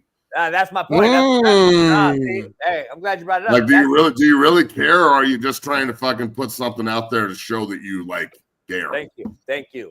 No, I don't believe that at all, JB. That part, I don't Matt. believe that at all, man. I don't think the players were like, in that moment was like, ooh, let me try to do something so that Instagram and Twitter thinks I care about it. No, they're pissed off. They just lost. Now they're trying to disrespect us by putting this flag on the field. We all played, and let's take ourselves out of our adult age for a second and put ourselves back at 18-year-old Matt and JB and Smitty. We take pride in those details of. I remember in high school we had a fucking like a rug with our logo on there that no one could ever step on it. It's like little things that it's a symbol of respect that we don't do. So, but if your rival is trying to put a flag in your field, in the middle of the logo, yeah, it's a problem. Like I'm not gonna allow that on my field. It's disrespect. Like do something about it during the football game. All this they tried to after the game. They didn't try to. They lost to an unranked team that can't throw the ball, and they're supposed to be the best team in the country. Like that alone is. I mean, if I'm Ryan Day, he's fired. You're done. Like you're John. You're John. I don't know. You're out. I'm with you. I just all this tough guy shit after the fact. It's played out to me. Here's why it's for the gram. Here's why it's for the gram. Last I checked, that was fucking turf that they tried to put a fucking rod into. It's not gonna go in, homie. Like, come on, dog. Like, seriously, this is for the gram, bro. They all did it. North Carolina State did it. Florida State, who always fights, who may not have been a fake rival or fake for the gram fight, but all of a sudden we got 10 different fights break out because of Matt's point. To me, it's mercenaries. These cats weren't even recruited by those schools. This is their 4th and 5th school. But Matt said it mercenary in another way, though. At least how I took it, I don't want to speak for Matt. The way I took it, he was asking the question, is it mercenary or do they actually care? I think once you're in that locker room, whether it's for a year or not, you do care because you're 33 for Ohio State has been there the whole time. He's not a mercenary. He cares, but I guess my thing is like when at some point the buildup and the game, all that energy and all that fucking fight, where was it during the game? Where was all the energy and the fight during the game? Where? Yeah, all these teams, though. I don't just think it's Ohio State. I think it was North Carolina who lost their head coach. Where was the fight for him, Mac Brown, that you supposedly love, motherfuckers? Where's the fight for Florida State, who you went 13-0 last year? Where's the fight for fucking Auburn, Alabama? I'm just saying, like, to me, it's not hard, Smitty, to go on Instagram and understand what rivals are big in the country, and I can go viral off of it. They're not true Ohio State, Michigan recruits. There's a few, 33, and a couple guys, no doubt. But did you see the Michigan dude throw the fucking bottle, homie? Like, this is unbelievable, man. Like, it's a joke to me. Smitty, we got to move on with Matt before he gets out of here, though. I know we got a question that Bailey has set up. Yeah, you got your Broncos hoodie on, so it wouldn't be right if I didn't ask you about you got Bo Nix specifically, and just kind of how the Broncos are looking right now. I mean, you're in the playoffs right now; they're rolling. What's your thoughts on? You think Bo Nix is probably going to run away with this rookie offensive player of the year, or is it still Jaden Daniels in the league? I'd say it's him and Jaden neck and neck. Okay. Jaden's doing really well, and so is Bo. The Broncos play Monday night tonight. They got Cleveland coming in. Cleveland's a nasty defense. They're much better with Winston than they are with old Rapey.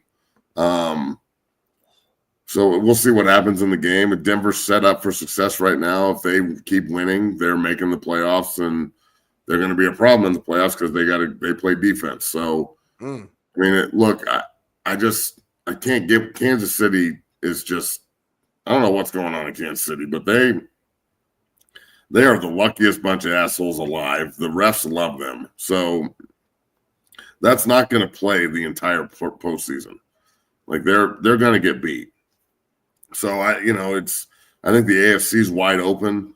And Denver's got everything in front of them. So, Sean Payton seems like he made the right decision, although Russell Wilson sure is balling in Pittsburgh right now, 414 yards passing yesterday. Jesus Christ. Mina Kimes, who said he couldn't do it. Two things can be true. I think it was a good move for them to get rid of Russ, and I think it was a good move for Russ to go to Pittsburgh. And exactly, I think it worked out for both sides. So can I get my take on the Rookie of the Year? Yeah, man, it's your show. Can we start giving the Rookie of the Year and the MVPs and the guys, the most deserving guy, the awards? Because I think Brock Bowers should be the Rookie of the Year if we're really talking about like. It's hands down Brock Bowers. It's fucking hands down Brock Bowers. But they won't give it to a tight end. And I get it, and I'm saying, can we give the best football player the awards? Like he is clearly cut, the best fucking rookie in probably a long, long time. Not only well, it's just like the MVP. Let's be real. The MVP is going to go to Allen or Goff or whoever. It's not going to go to Saquon. Brock Bowers is clearly head and shoulders better than both quarterbacks. He's productive on a team that's just not very good. That's gone through two quarterbacks back and forth. Now the guys. That's a big piece of what you just said, right? You stop right there. I think if the Raiders, they're rolling right now, and that makes it why more. Reason why they're winning. I think the conversation might be a little bit more realistic, but the fact that they're so bad, I think that they're not getting respect. That proves the point. I agree with JB. The fact that he's got a terrible team with multiple quarterbacks. He's doing that with multiple quarterbacks. Yeah, I think Bowers should win the award. He should, but he won't. I respect what y'all saying for sure. We know he won't, Smitty. I get it, but I'm saying. Yeah. I know we get mad that quarterbacks win all the time, but at the same time, though, like. Quarterbacks have the most responsibility on the football field. And we know without a quarterback, your team is horrible. The Washington Commanders, we looked at them, we laughed at that franchise. One major thing happens. They get Jaden Daniels, and now they're in the playoff. They're in the playoffs right now.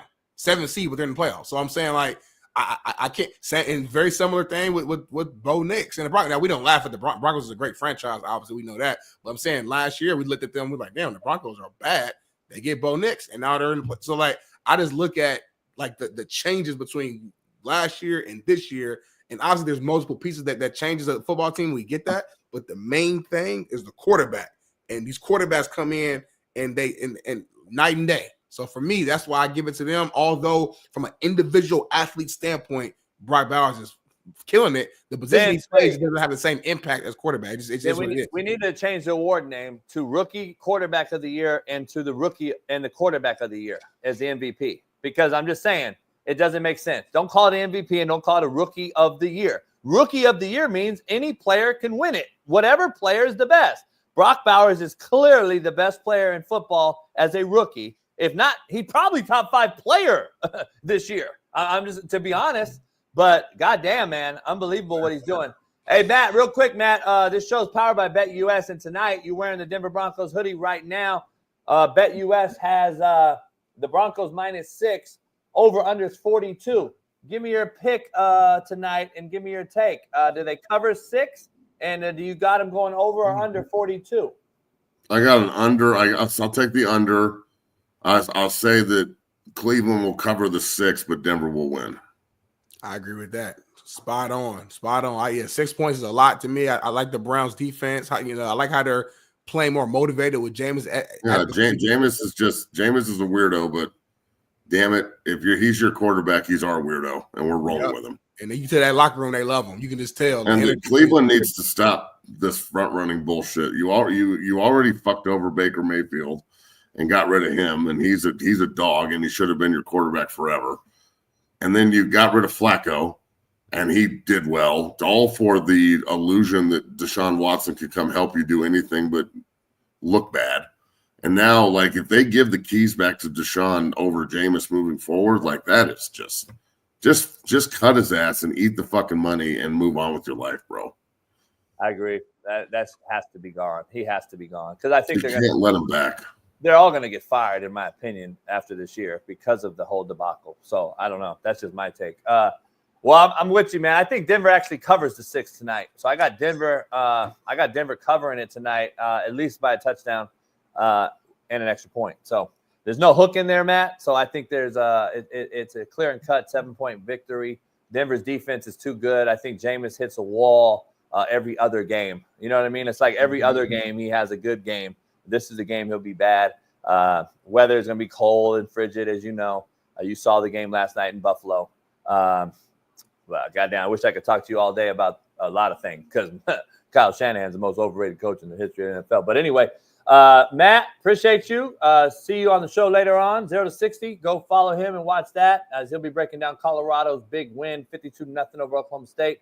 And, man, getting a bowl game. Any inclination on who they play? Any predictions on who they play before you get out of here? I think they'll play BYU if they go to the Alamo Bowl because CU is still on contract with Pac-12. So that's Pac-12, Big 12. And then if they go to the Holiday Bowl, I think that's the bowl I want them in because that puts them against the U. And I think that you could get Cam Ward against Shedeur, Colorado against Miami. That would be good. Yeah, that would be like CU against BYU. Cool. I'm with it. We get to go beat the shit out of BYU. CU against the U in San Diego. Like that might be the best bowl game outside of the playoff if they were to do it like that. That's what I would prefer if I'm picking. Yeah, and Miami has zero defense. It could be a. And then it also sparks.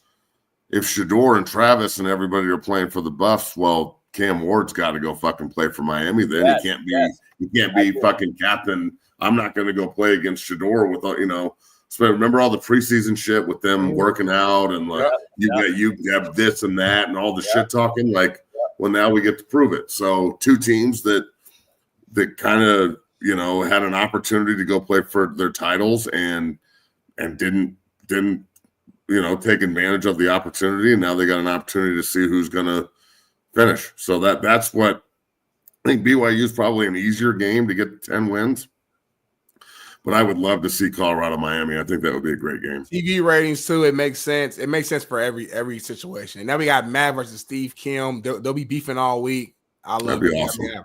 No doubt. Matt, appreciate you. Love you. Appreciate you. I'll see you Friday. There you go. Peace. This show. Shout out to Big Man McChesney. Bet US Matt Smitty. We're gonna take I'm gonna take Denver and the points. Denver and the points. I mean, I hear you. I mean, I take Denver winning the game for sure, but the points, I can't do it. I can't do it, man. I think the Myles Garrett's gonna have a big time game. And you know, Matt, you know, Smitty, in these games, I was gonna tell Matt this. Like, it ain't gonna be a field goal. And if it ain't a field goal game, then it's it's more than 6. It might be 2 field goals. It ain't gonna be 5. It might be 30-24. Yeah, I'm just saying. There's a lot of college openings right now. I think 14 jobs are open right now. And top of the list, chirp, baby. Sean Salisbury hit me up this morning. He was like, "You're telling me you can't take one of those fucking jobs?" Well, you got to put yourself out there, JB. Nah, I wouldn't do that. But I'm just saying. It's on you. You scared? No, I'm not scared. Ain't nobody. Why would I do that? You scared? Go coach at Ball State. I got people. Go try to go interview the Ball State and show them why you would change the program around. I got people there. That's a phone call away, homie. Why you scared? You scary. See, I don't want to hear none of that little black ball stuff. I'm telling you right now what it is, and you shaking and you like a stripper. You scared. Anyway, we're gonna move on to the next topic, man. Mike Elko chooses to go for it on 4th and goal, down 10, instead of kicking a field goal. And JB, I saw you and Steve react live to this. Let's show the video for the fans just because they did not see this whole breakdown of the situation. Why are you not kicking the field goal? Steve, they better kick this fucking field goal. I don't understand what's going on here, but if you don't make it here, the game's over. Now, if you kick it 17-10, you're still right in it. Steve, they're not going to kick the field goal on 4th down, and you're down 2 scores, you fucking math major. You got to kick it. That's what the football gods have to say, Coach. Holy shit, man. This is the dumbest shit I've ever seen in my fucking life. They're not gonna get it. That's the dumbest shit I've ever seen in my fucking life. Nah, I'm not. I want to tell everybody, this is not recorded. This was taped live. Coach is not second guessing, but I don't know what's going on in modern day football, Coach. But teams need to take points. Bottom line. Who's not second guessing? No, I am. That's the dumbest shit I've ever seen. You were first guessing. I'm first guessing. That's the dumbest shit I've ever seen. You should be fired tomorrow. I wouldn't say that. Yeah, put him on there with Eberflus and Ryan Day. Do you truly believe that, or are you just being a little dramatic right there? I do. That's a fireable offense. Really? That's the dumbest call I've ever seen in my life, and I swear to God on my daughter and my daddy's life. No, not ever. It's been some dumbass calls, JB. No, ever. Think about it ever. for a second. I thought about it. It's ever. It's ever. Smitty, it's not really a debate. If you really think about it, it's not a debate. Remember just last year in the NFL, Dan Campbell was going for it multiple times and could have went to the Super Bowl. And yeah, it wasn't a 10-point game. It wasn't a 10-point game with 5 minutes left. And you had all 3 timeouts and a 2-minute warning. So understand, you're down 10. Yeah, I get it. With 5 minutes, and you have all 3 timeouts and a 2-minute warning. You have 4 time stoppages that you control, and you're down 10, and you don't take the points. You're told really you're change the game now. What do you mean it changed the game? I'm asking you a question. The game's over. You just told your team. You just told your entire team and locker room and athletic director and 100,000 fans that practice how to be fans, and you just told them. That's what you told them. There's no way you can tell me that 5 minutes left, down 10, 4 timeouts in essence, and I'm not going to take the points to get within a score to tell my defense, who's one of the tops in the in college football, that we can stop and get the ball back for our offense to at least give our guys a chance. You told your team you get 0 chance. I'm taking it away from you. And then the play call is the exact same play call you ran on 3rd down. No, that's my bigger issue. The play call. I don't mind them going for it because either way, you got to score twice. How way you look at it. You know, I'm more on your side. field goal, go get a 3 and out, come down, score, because you can score a touchdown from anywhere. You do a Hail Mary. It shouldn't even have been a play call. It shouldn't even have been a play call issue. We shouldn't even be talking about play call. They should have kicked the fucking point without anything. They might miss the kick. When they called the timeout, though, I was over there like, you kidding me, right, Steve? There's no way. You wasted a timeout. And Steve looked at me like, what do you mean? I go, why the fuck are you taking a timeout? Run the field goal team on. Kick the extra point. It's an extra point depth, by the way. Kickers is horrible this year. Kick the extra point. Be down 7. And play defense with 5 minutes left and 4 timeouts. Why are we calling a timeout? So I knew right now he's up to some weird, mean times analytical shit, man. And the analytical gurus of the world have taken over. Let me ask you this. Common sense, Smitty. Let me ask you this, though. I'm just being devil's advocate. If they actually score on that play, are you still calling it the dumbest play you've ever seen in the history of your life? Mm-hmm. Okay. All right. I'm not here to argue. Yeah. And here, hindsight is easy to be like, but he scored. I already said, because I already said when you took the timeout, told me you're doing some weird shit. Because why the fuck are you taking a timeout when you should have just kicked the field goal, normal operation? Right. Kick the field goal, go down 7 with 5 minutes almost. It was like 4:56, and you had 3 timeouts and a 2-minute warning. So I'm just telling you, dog, this is the worst football call by a head coach that makes multiple millions of dollars, millions of multiple. And Smitty, here's the thing I got to say, though. How much you make?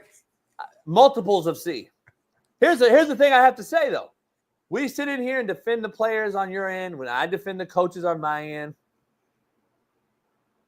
If you're going to talk about player empowerment and what we do for our kids and all this old shit, and then you're going to have my old ass talking about the coaches should be able to take a job and blah, blah, blah, right? We go back and forth on this debate, which is, to me, healthy and should happen. You just shit on every single kid, recruit in the future and recruit now by saying, I have no faith in you. I'm not going to give my team even a chance. Smitty, I don't know why this is a debate. You lost by how many points? 10. Mm-hmm. You didn't give your team a chance to score to get within 1 score. But it also means that they didn't get a stop and score after that anyway, so they probably would have lost anyway. They probably lost because my team's deflated. I have no shot. I can't. There is no touchdown that equals 10 points. Why is this a debate? There's no score out there in the world that equals 10, is there? So you saying once they went for it on that 4 and they didn't get it, the team gave up. That was it. Here's why. I don't believe that though. Why? Because they it ain't like they went down there and just let Texas go down the field and just score another touchdown. No, they stopped them at 17-7 like that. I thought they still had some fire in their belly. It was still 4 minutes left. It's a lot of time in football. 5 minutes. 5. Come on now, it's a lot of time. I don't think the players gave up. I just think they're not that good. It's fourth quarter. They got 7 points. The Texas defense been shutting them down all game anyway. So hold on, A&M shut down Texas. You forget. Do you know how Texas scored in this game? I hear you. They had a 99-yard pick 6. Texas A&M stymied Texas. Both defenses was balling. I get it. Why would you not play football that equates to the style of game being played?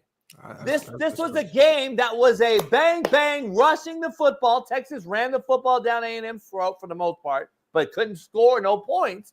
And A&M ran the football, couldn't score no points. So it turns into what? A special teams and defensive game. Yep. Why would I not give my team an opportunity to down 7, at least 1 score opportunity to at least have a shot? When I went for that and I didn't get it, my whole team deflated on the sideline saying, 4 minutes now, 4:56, and now we're down 10? I got to score twice, and I've only scored once all game? Right. Like, you don't think that deflates the entire fucking sideline? Plus everybody in the box and those whole fan base? You're at home, Smitty. Take the points to get down 7. I agree with you on pretty much your whole take. My only thing is this. When you're calling this the worst call you've ever seen, to me, it has to be a situation where, like, this literally lost the game for me to say that. At the end of the day, let's say make the field goal. It's 17-10. Who's to say that they're going to go down there and get a stop and go score again? Again, they've only scored one touchdown the entirety of the game. It's 4 minutes why left are in the we game. talking Why are we semantics? assuming that, we get a field goal now? Now we're going to But turn this why are to you man, and we're talking going to turn into this. Like, no, why are you talking hypotheticals though? You're taking a for sure thing into a hypothetical. That's why I'm disagreeing with you when you say it's the worst call you've ever saw. When this call didn't lose the game, this call just, to your point, limits the opportunity to possibly tie it up and go to overtime. Or possibly that's losing the game, Smitty. That's losing the game. And I know you won't admit this because this is your guy. You love him, and I love him too. But facts are facts. It is what it is. This call ain't worse than fucking Pete Carroll not getting the ball to Marshawn Lynch in the Super Bowl. Not even close. That literally lost the game.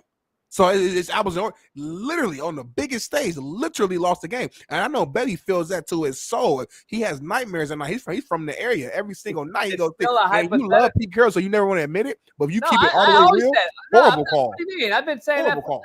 I watched it live and said it. Come on now, that's not a debate either. But what I'm telling you is, you gave your team no shot when you had 5 minutes. It wasn't like there was 5 minutes in that game. There's 5 minutes left in this game, Smitty, with 3 timeouts and a 2-minute warning. I hear you. You deflated your team that you say that you're all about.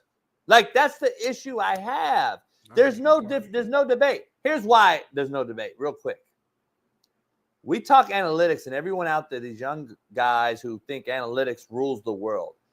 You don't think about the fact when you talk analytics about the left tackle whiffing and getting absolutely fucking mollywopped by Darnell Smith or Chris Jones or Julius Peppers. And it's a mano-a-mano thing. We all analytics don't help you, motherfuckers. When you're on the island by yourself and a dude comes off C-gap and smacks you in the backfield because you're in 22 personnel, and you turn around and hand the ball off and stand there like this is going to work. You just got stuffed on third down running the same personnel, the same formation, and the same play. So we shouldn't even be talking about this play because they should have took the points and been down 7 within 1 score. And then guess what it does, Smitty? It refreshes my mind that I can run the football against them maybe later. But right now I have no shot. They just blasted me twice on the same fucking play. We're not better than them up front. Like, what are we talking about? Like, this analytic shit has to stop, dog, because football is not played on paper, homie. Don't stop, but let's not lean into it so much. And use it as a resource, but not as the source. Let me say it again. Use analytics as a resource, not the source. And that's the problem we're at right now, JB. It's a momentum killer, Smitty. I hear you. This game played on momentum. But you know what's not a momentum killer? Our top 5 bottom 5 list, brought to you by BetUS. And it's time for that right now. And I don't care if we go top of the world with yours, bottom of the barrel with mine. Whatever Betty throws on the screen is what we're going to see and we're going to react to. So let me make sure I read the name. Big Smitty's top 5 college football performances from week 14. And here's the list. I'm going to start from 1 to 5 because that's how I do my thing. You do however you want to do your list. I like number 1, Syracuse, man. You want to know why? Because Syracuse went out there, played with swagger. They played with poise. They played with physicality. Their head coach, what's his head coach? Now I'm losing his name right now. I love his energy, his swagger on the sideline, and to go out there and beat the U at the crib. The fan base was going crazy, and then Kyle McCord, just after the game, they asked him, was it a cherry on top? The fact that Ohio State went out there and lost against Michigan as well, and only scored 10 points, and Kyle McCord basically said, "Life comes at you full circle." So I mean, shout out to him in that big moment in Syracuse, man. Doing what nobody believed. And then secondly, to that point, and this one could have went, is really 1A, 1B. Michigan, come on now, had a tough season, very mid-year overall, but went out there and beat Ohio State, and nobody outside of Ann Arbor believed that Michigan was going to win that game. And they went out there and shocked the world. They messed up a lot of parlays, a lot of bets on BetUS, but they went out there, they believed in themselves. They went out there, they played physical throughout, defense dominated, and they beat Ohio State yet again for the 4th time in a row. Big time win. South Carolina, just a gritty, gutted out, strong victory. I had to put South Carolina on there for going out there, finish the season out with a bang. Number 4, Colorado. Listen, I get that who they played against. The opponent wasn't Oklahoma State. Not a good team, not a good year. But the reason why I put Colorado on there is because they could have easily went out there and just laid an egg. They could have easily went out there and be like, we lost last week. We're not going to the playoffs no more. This season's over. And they said, nah, we going to finish this thing out with a bang. And 52-0, I don't care who you playing against. As a defensive player, we love getting a goose egg. That was the goal. If you can shut down a team from the entirety of a game, that's the definition of dominance. So I had to put Colorado on there. And number 5 is kind of the one that probably the fans are like, what, Smitty? Georgia Tech lost. I get it, man. But that might be the game of the season. 8 overtimes. You're going against Georgia. Again, nobody thought Georgia Tech had a chance in this game. For the most part, let's keep it real. Nobody thought Georgia Tech had a chance in this game. And some people might look at this and say, well, they should have won. They blew it in the fourth quarter. I get it. There's a good argument on that side. But the fact that you took Georgia, the national champs for a couple of years, well, not last year, but 2 years ago, back-to-back, you took them to 8 overtimes. I got to give Georgia Tech some props. Sometimes you can lose, and I know y'all don't like moral victories. I get all that. But sometimes you can lose and still put on a hell of a performance. And, again, this is Big Smitty's top 5 college football performances from Week 14. Georgia Tech, to me, performed great. I like that take. But I wouldn't have Colorado on there over Arizona State or Iowa State, who won 10 games. There's no way. Just 2-0 is a prime time performance. Yeah, you like Colorado just because of Dion. Just keep it real. Don't say it because they had a better. They had to have a better performance than those other teams. Arizona State played a rival. 0, homie. Goose egg. Yeah, but look at Oklahoma State. Look at that conference. Let's go to mine. Yeah, but they're not. That doesn't mean they're better than the teams. These other teams. I like your Georgia Tech take. Michigan got to be it. The worst offense they've had in years. Go beat Ohio State, who y'all say is the best roster in football. It makes 0 sense. They have to be on there. Syracuse going to get it done. Down big, 17, I think, or down 21 even. I forgot. Come back and beat Miami. Steve Kim tomorrow is going to be an electric show. South Carolina beating Clemson in a rivalry game. Got to be on there. Baylor, winners of 6 in a row. Drug KU, who was playing as well as anybody in the country, we all thought. They just dominated KU. And then Oregon. Oregon goes and beats a team. Why did I put Oregon on there? Because they were heavy favorites. Smitty's point to Georgia being heavy favorites over Georgia Tech. Why having Georgia Tech on his list? Because Oregon lost to Washington last year twice. So that's as a mental game as well. This is a mental overcome. I got to overcome this from losing last year, keeping me out of the playoff last year, to go in and play Texas. I lost to this team twice. They had to get over that. They dominated Washington, and Oregon looks like the number 1 team in the country still, which they've held for most of the year. So I had to have them on there. Arizona State, Iowa State, some other teams that deserve to be on there. I would definitely have those 2 teams on there over Colorado. But shout out to Colorado for winning like they did. But I would have Indiana beating Purdue 69-0 then. So I didn't see that. I'm just saying. And Ryan Walters got fired because of it. And we had a lot of firings over the weekend. So that's my top 5 list. And let me go to my bottom of the barrel real quick, man. We're going to go to yours, and we're gonna go to that next commercial break, man. But bottom of the barrel, man, performances from Week 14. Listen, number 1, Ohio State. Ryan Day, unless you win the Natty, to me, you're going to be out of there. You're going to get fired. It's a wrap. Number 2, Steve Kim. I'm sorry. We're going to discuss this a little bit more tomorrow. But you can't end the season like that, man. You got a chance to make the conference championship. You got a chance to go into the playoff. You got Cam Ward at quarterback. The U is supposed to be back. You go out there and you lay an egg against Syracuse. I don't like that. Number 3, Kansas, man. Come on, Kansas. You just won back-to-back big-time games in which you went in as the underdog. And then I guess that was your Super Bowl, against Colorado, because then you go out here and you look horrible again. I don't understand it. I don't get it. I had to put them on the list.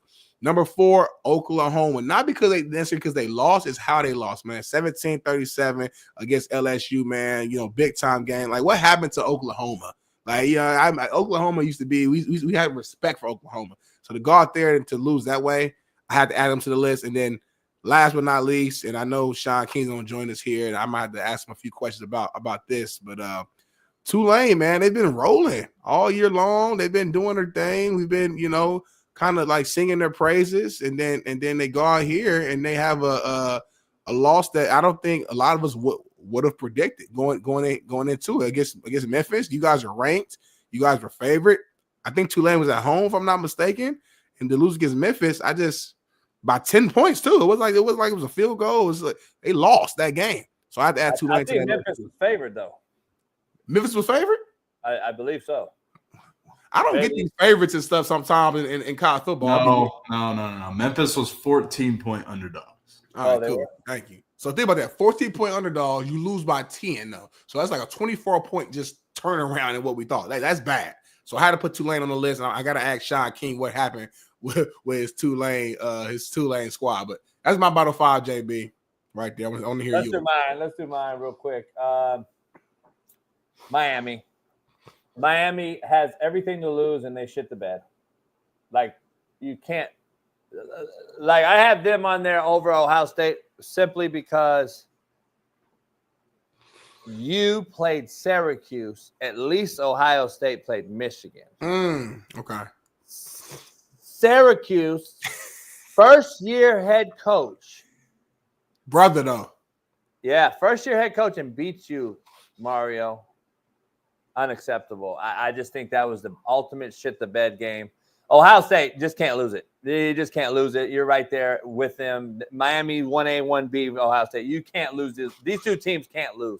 Oklahoma State absolutely no-showed against Colorado. Absolutely no-showed. He lost the locker room. It was clear and evident. Gundy lost the locker room. Maybe you should have stayed home and played with the cows, motherfucker. KU, you absolutely no-showed against Baylor. Absolutely. You put all your eggs in one basket last week against Colorado, and now you can't get your team up to finish the season and going and get a winning record and getting bowl eligible. You lost that game and absolutely no-showed, which is back to why mercenaries will always be a bad thing for college football because guys don't want to play when they don't have anything to play for. And that puts the head coach in a bad predicament. And I think this is a prime example. USC. You should have lost to UCLA last week. Nobody even knew y'all played in LA. There was nobody there at the Rose Bowl. You guys played. Nobody knew. It was rivalry week this week, and you guys don't even play your rival. You play fucking Fresno State and Notre Dame. You get mollywopped by Notre Dame. That is the rival. It's not the rival. UCLA USC is a rival. That's bigger than Notre Dame USC? Yeah. It's I'm not from out here. I know Notre Dame USC was like the legendary, Notre Dame should have been played the prior week, and then this game should have been UCLA SC. That's just how it should have been. Now you're playing the last game against Fresno at UCLA, and it makes zero sense on what they've done. But anyway, Lincoln Riley, you should be fired as well. You should be on that fired list. He got a 10-year deal, though. He ain't going nowhere. That just makes no sense. What Deion's done in Colorado in 2 and what Lincoln's done at USC in 3 should be a prime example of how to hire and how not to hire in college football. I try to tell you that Deion was a change maker and a culture shifter, and he's a winner, and everything he touches turns to gold. I've been saying that for the last couple of years, but everybody wanted to laugh at me and thought we was all, hanging, trying to be all on his nutsack, and y'all was laughing when they went 4-8 last year, and he told y'all straight up, he said, hey, you better get me right now. He said, hey, y'all, you better get me right now. I'm telling you that right now because this is going to be the worst that we ever going to be. It's the worst that we will ever be. You better get me, get us, get the Colorado Buffs and Prime Nation right now, baby. Because I'm telling you, next year it's going to be a whole nother team. And he did that. 9-3 going to bowl game. So, shout out to Prime, shout out to the Buffs, proving JB wrong once again. And that's what it is, though, man. But listen, JB, I know we got to go to a commercial break here. We're gonna wait though because I gotta leave at 8:12 to go on Whitlock. Don't cut me off no more, homie. It's a new show. It's a new rule. No more cutting me off. No more. You didn't read the private chat. We already did it. I don't care about the chat. Don't cut me off no more. Can we show a little incident I almost had yesterday?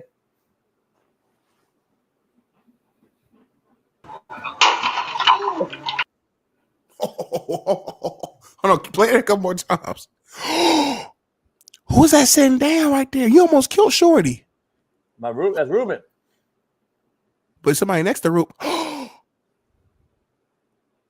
Hold on, what, bro? Break this. What happened, bro? That could have blew the whole situation up. I'm glad I wasn't. I usually sit in that chair right there, that exact seat that Shorty sitting there. I usually sit in that chair. What happened? I thought you could cook, homie. Look at you, and you're a little scary. Look, you over there. Had nothing to do with cooking. All right, let me tell you what happened, homie. Had nothing to do with the cooking. It wasn't anything to do with the food or the grill or nothing. That's crazy, homie. That's crazy. Screenshot that, Bailey, and just use and post that. That's crazy. That's insane. It is insane. Here's what happened, because I think somebody would have died. Here's what happened. Oh shoot. My seam. Luckily, my island is made out of cement. So the cement bar top right there, it's elevated above the cooking grill, the flat grill. I thought the flat grill blew up or something. What happened is that's on me, negligence, man. Could have been dangerous. I take full responsibility. I had a lighter fluid, propane lighter fluid. Yeah. One of these. So just one of these got behind the flat grill, in between the bar back and the grill, and it got hot. It got hot and blew, homie. Come on, JB. You better than that, homie. You better than that. As much as you cook every single weekend and big time, whether it's taco, barbecue, whatever, you better than that, homie. I expect more out of you. You could ended the life right there. Yeah, I thought it was fun. Let's dive into it's a learning If something would have happened to that young lady in Reuben, how would you feel right now? It is what it is, homie. Can't do nothing about it. What am I supposed to do about it? Be emotional, be sad, cry about it, pay for the funeral, pay for the hospital bills, do like something. Can't live in the past, homie. Take the rearview mirrors out. Hope you heard that, Ruben. I only look forward. Hey, if you hear the sound that Ruben goes, ooh. Ruben's so nonchalant. Ruben's in the chat right now. He just ooh, and then he moves all slow and shit. Like, I'm not gonna have been on fire. I didn't know if it was the propane tank. That was my biggest thing, because that's why I'm trying to shut it off. Because if that's what it was, that's a big problem. The whole house would blew up, yeah. And I was like, damn, this is Hamas? So I didn't know who it was. It might have been the dudes that hacked our account. It might have got to your crib and moved some things around. That's what I thought. That was my first thought. Yeah, it's fucking crazy, man. It's crazy. Shout out to all the members only chat. If you're not a member, become one. You get in the chat. You can call us. You can have calls. I like doing just member-only stuff in general. Like, the more stuff we can come up with just for the members, the better. They deserve it. They've been loyal to us. All the situation went down, with the account. They stuck around. So the more stuff we can do for members, we going to do. So it's really, hey, if you watching right now, you're not a member, snooze, you lose, buddy. Hey, maybe I Smoke Hip Hop or whatever his name is did it. That's what I was thinking. I heard he called me like a coon or something like that. Yeah. So I know he knows everything, right? So I figured, maybe he found your address maybe and was bold enough to come to your backyard and shift things around. So, but I don't think he'd do that. Based upon my read of him, he ain't like that. If he had your address, he ain't got the balls to pull up to the crib. Nah, I ain't heard nothing from him. He's an absolute nobody. We got Shaun King in the chat. So just give it clear. Shaun's going to come on. He's going to rock with Smitty for about 30, because I got to go over to Whitlock for about 10, and then I'll be right back with Smitty. So Smitty, it is Coach JB Show with Big Smitty. Smitty going to take over with Shaun King. They're going to dive into a few things. But I got about a couple minutes with Shaun real quick. I got to ask Shaun something real quick, because Bailey has something on the rundown for Shaun particularly. Let's bring our main man, Super Bowl champ, Tampa Bay Buck, Tulane legend, Shaun King.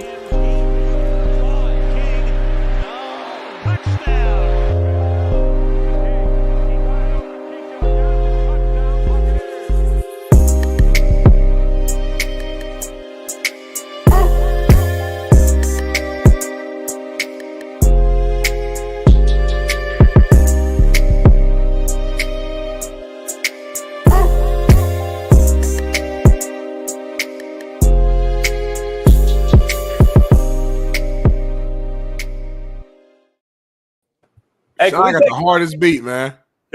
We don't need the video no more for Shaun, right? What you mean? Because he's on the intro video now. Oh well, we never discussed that. But if you don't want the video no more, that's cool. If you don't want to give him show him his highlights, you know, Shaun like his highlights. Shaun, you don't need an intro video no more because you're now on the intro video. Man, I want to be on the intro, the middle, the outro, all of that. Shaun want visibility, JB. As many times as he possibly can be seen, he want to be saw. I want you to get rid of Boost Mobile, my brother. Nah, that's Mint Mobile, homie. Hey, Shaun, you good? You ready? Hey, when you gotta yell at the kids, man, you gotta hit the camera and the mic off for a second. Oh yeah. It's better for the gram though if you just keep it on and live and just cuss them out. The viewers want to see you yell at the kids so they can learn. These young people, we got young people on the show. They need to learn. You know what I mean? No, I say that for a different time.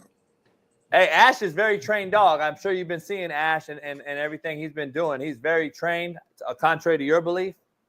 So I'm more worried about the owner. What's being cracking a with threat to the dog right now than I am the dog being a threat to the owner. I saw you almost burnt the house down this weekend. Nah, that wasn't no big thing. Oh, yeah. There go Ashton right there. That's Ash. No, that's not Ash. Yes, Ash would never do that. Hey, the first thing Ash do when he come in the house is go look on that damn countertop and see what he could reach. Shaun, if you remember when we were at JB's house last, we heard JB. He went to the kitchen. Me and you were still in the lounge. Yeah. But JB was like, Ash, what the fuck? We wasn't in there. So JB came out there and said, no, he just was trying to. I think Ash put his mouth on that food, and JB didn't want to tell us bad news, so he just played it off, and we ate some dog ash infested rib and beef tri-tip and all that stuff. That's what I think will happen. Well, he knocked all the green beans off the countertop. JB knew what he was going to do, so he had the meat in a position he couldn't reach it. But that just lets you know that the dog ain't trained. He's a good dog, beautiful dog, nice dog. He just ain't trained. Hey, real quick, Shaun, I got to get out of here, go to Whitlock for about 10 minutes. I'll be right back with you guys. You and Smitty going to hold it down, but I got to ask you something right out the gate because Smitty has a whole topic of discussion for you with Bailey. Mike Elko's not kicking the field goal in that last game. Give me your take real quick. Am I the only one that's crazy? I think it's the worst call I've ever seen a multi-million-dollar head coach make, ever, period. So I was listening earlier, so I heard the conversation. I thought it was a dumb call because of game flow. They were really struggling offensively. I mean, they couldn't get anything done, or really on either side. I mean, the difference in the game was Texas had a defensive turnover and scored. A&M blocks a kick, and instead of 25 picking it up and scoring, he want to celebrate so damn bad, he get the ball and run out of bounds. So I thought he should have kicked the field goal. When you're in a game like that where your offense not having success, man, you got to take points when they come. I agree. Totally, I agree. I got about 2 minutes, Smitty. Go ahead, Smitty. Let's dive into Shaun King's topics, and then I'll get out of here. Yes, sir. Let's do it, man. So listen, UCF, you and I actually spoke, Shaun, about this. So I know we'll this will be a hot topic here. You called me yesterday. We had a phone call, great discussion. But at UCF, Gus Malzahn resigns as the head coach at UCF to become the OC at Florida State. Shaun, you have a candidate that you think should become the next head coach at UCF. Please announce that candidate's name and break down why you think this person should become the next head coach at UCF. I mean, so one thing that the public doesn't understand is tiers when it comes to jobs. Mm-hmm. Like people that love football, they're passionate about football. You know, they support it, they watch it. You know, they buy a lot of food, they buy a lot of alcohol. They have a great time participating in football. They are dumb as doorknobs when it comes to what the top tier programs in America are and how they should be ranked. UCF is a better program than Colorado in football. They're in a better location. They're in the same conference. They have more access to higher quality of athlete geographically. I mean, the weather's better. I'm just saying, there's nothing at Colorado you could do that you couldn't do at UCF better with the right guy. I agree with that. I truly believe that. So you saying this for all the audio listeners who not watching physically and visually, you're saying Coach Deion Sanders should be the next head coach at UCF? Oh, I disagree with that one. It's not Florida State. I don't think he goes. But I got to go. I'll be back. You guys talk about this. All right. All right, JB. Man, listen. All right. So first of all, I know we talked about this over the phone, but let's bring it to the light right now, man. I do think it's an interesting take, and it made me think for sure. When you brought it up to me, I was really sitting at the crib like, Shaun does have a point. Obviously, we know Prime, from Florida, gets to get back in that good weather. He has to kind of some health elements that we know about. I don't know how much it's affecting him right now, but we do know being in warmer climates and weather just is better for the body, better recruits in the area, easier for him to, even though Deion doesn't do home visits, in the event that he wanted to do one, it's easier to do it in your backyard, obviously, versus actually getting on a plane, travel, moving around. So there's a lot of things, a lot of reasons that in which it makes sense. My counter to that is he has full autonomy, full-blown control, everything he wants, perfectly set up at Colorado. He's already invested, 2 seasons into building it up, building up the brand to where he wants it. He has kids and players from whether it's high school or transfer portal, like viewing Colorado as like a top destination to go to, even though they may not have the same exact NIL money as other schools. People want to go there because they want to play for Prime. They want that attention. They want to be on that prime time television. They want to be on the sideline with T.O. and the rappers. And they got Warren Sapp out there coaching them up, your former team. Man, they got just big time names and NFL guys. Young people want to be in the mix, and that's because Deion has built that brand up to that point. Not only has he built it up from that area, they're now winning. They're 9-3. Last year, they were 4-8. They had all the hype, rappers, Snoop Dogg, Silent, all that, but they were losing. Now they're doing the same thing, but they're winning.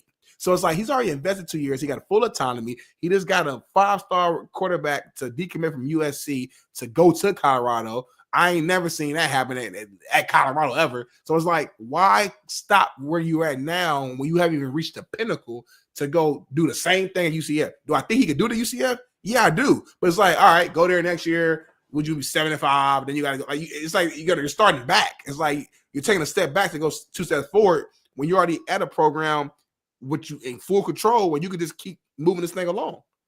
So I'm glad you brought up all those points. And I was looking at the chat while you were talking. And again, this is just a subject matter that most people don't understand.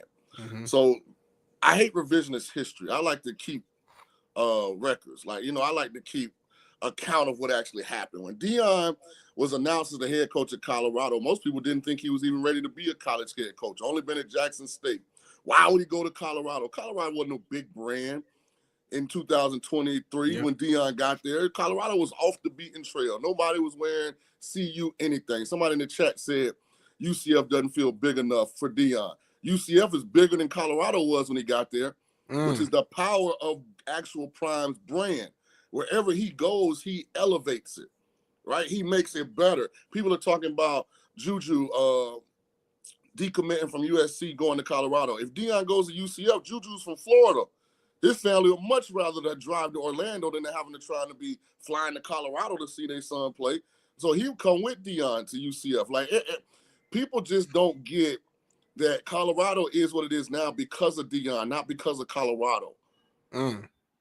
So UCF has better soil than Colorado had when Deion took over. They're in the same conference. So he's not going from the Big 12 to the Mountain West or the American or the MAC. He's staying in the same conference. He's just going somewhere where the proximity to the athletes that you need to not get in the college football playoff, but win it, is relatively close. Let me ask you this, though. Do you think that matters, though? Like the proximity 100%. Of today's landscape with NIL money, with everything I mentioned, with the attention, with all that. Do you think that being 100%. Like kids will play out of state now? They not tripping about traveling here, going there. Again, we just brought up Juju, for example, is going to Colorado as of right now. He ain't tripping. He want to go where he wants the best opportunity going to be at, whether that's financially, playing wise, TV time, whatever. I don't know if I have to be in the same backyard as the top guys in order to get the top guys. The point being, like, how much would me and you hang out if I lived in LA? A lot more. Right. But I still come to LA every, 3-4 months, hang out with you and JB, right?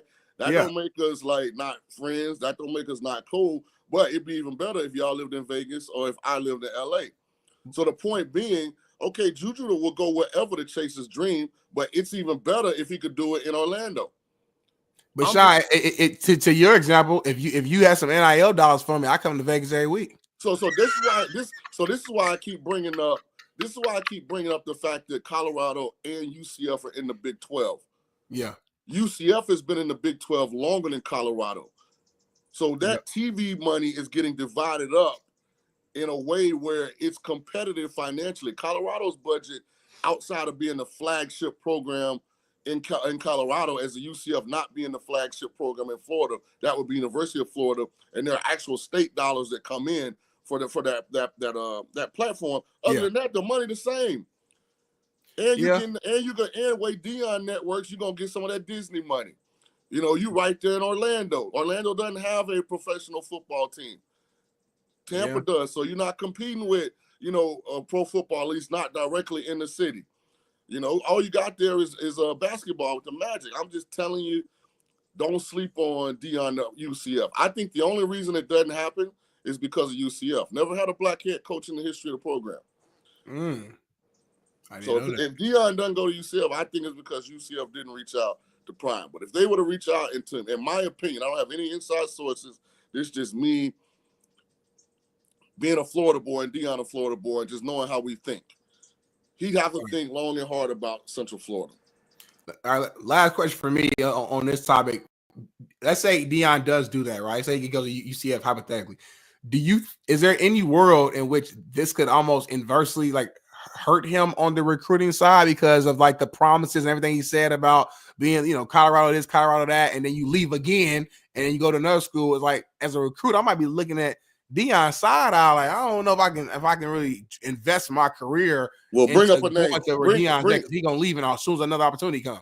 Bring up the name of a competitor that I couldn't tell you he did the exact same thing. All right, I hear you. Because recruiting's about competing, right? So bring up the name of one competitor that I couldn't be like, well, he did it. He did it too. It's a good point. It's a good point, man. We'll see, man. I don't think it'll happen, but I'll say this: if it does happen, we got the tweet right here for proof. I'm pretty positive that Shaun King's the first, and to this point, the only one who has said this. So if it happens, man, we gotta make sure we. And let me put an exclamation point on it right quick too. Yep. Don't forget, UCF was favored over Colorado. They were. Yep. Now Colorado won, but UCF, they got better players right now overall than Colorado does. Also, Prime is set for a letdown at Colorado. He's got arguably the best player in college football in Travis Hunter, who will be gone. Yep. He's got his son, who's going to be a top 10 draft pick without question. May not be the first pick. He'll be a top 10 pick at quarterback. Shador, gone. No matter how good Juju is, there's going to be some form of drop-off when you lose in the top 10 selection at quarterback. And they're not going to replace Travis Hunter. So the likelihood of them being a 9-10 win team next year, I mean, is a 50-50 proposition, and they could duplicate that or not be bowl eligible like that. So leave Colorado now. Leave Colorado now. But listen, maybe you can't replace those guys with one player, but you can replace Travis Hunter with 5 recruits, meaning that them being so good this year, to me, makes this offseason that much easier to go get more 4 stars and a couple more 5 stars. Because listen, that secondary. Listen, I like Shiloh, but Shiloh, he got some weaknesses. I say that. So my point is, that secondary isn't so just solidified. We like Travis Hunter, but the rest of the guys, there could be some improvements. So I can see them recruiting this offseason and getting a better safety, getting deeper at the corner position. The receivers, I mean, I think their other receivers are already good, and I don't think they're all leaving this year. We talked about this yesterday, but receivers is an easy position to recruit and get another 4-star guy to come in and be dominant receiver. So, I think you're right in that you can't replace these guys individually, but collectively from a recruiting pool, I think Dion has the capability and has shown proof that he's able to keep the train going, keep it rolling. So I just truly believe this. Dion can recruit anywhere. There's nowhere in the country he can go that he's not going to be able to get players. My point is the availability of elite players that you need to win the college football playoff. Yeah. The proximity is much better in Orlando than it is in Boulder. I hear you on that, man. Let's stay in the college football landscape for now, because I gotta ask you a question, man. You are the right person to answer this next question. Tulane has been balling all year. We've been singing their praises. They've been doing their thing. These guys were, I think, 14 or 14.5 point favorites against Memphis going into this game. And they go out here and they lay an egg. They lost 34-24, 10 points. When you were favored 14.5, over 20, that's a 24-point swing. What happened? I'm not even talking crazy. I know you give me hell for Ball State. We lost our last game of season 2. We fired our head coach. My news gone, so I have no room to talk. I'm just simply asking Shaun King, the Tulane legend himself, a question of what happened to your team. Well, I talked to Coach Summerall during the week, and we talked about it. You know, the hardest thing is for 18 to 22, 23, I might be 24-year-olds now in college because of COVID. 7 year, right? Yeah, one of the hardest things for them is to go from obscurity to being popular and handle that success jump. And I think that's kind of what got us. Like, all of a sudden, you know, Chris Felica and, you know, College Game Day and, you know, big kickoff, whatever the Fox calls it. Big noon. Yeah, big noon. Now they talking about, you know, Tulane jumping Boise State and getting in the college football playoff. And listen, Memphis is a good program, man. You know, that's the thing about – that's why I never discredit teams that go undefeated. I don't care what the schedule is. Like, being able to get up and, you know, play at a level every week where you can be successful, I mean, it's hard to do. And we kind of fell victim, I think, to kind of reading our own press clippings a little bit. And it's a learning, you know, it's a learning tool, you know, if we can keep the group together to come back next year and not make the same mistake. At the same time, I mean, we got Army in the AAC title game on Friday. We got to go to West Point. We're going to handle our business. We'll put another banner up.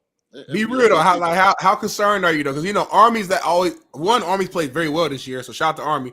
But 2, even beyond that, you know, playing those military schools can just be a little tricky. You know, there's one play here, one play there. If you're not, I played them 3 years at Ball State. Yeah, freshman, sophomore, and junior year, I played them.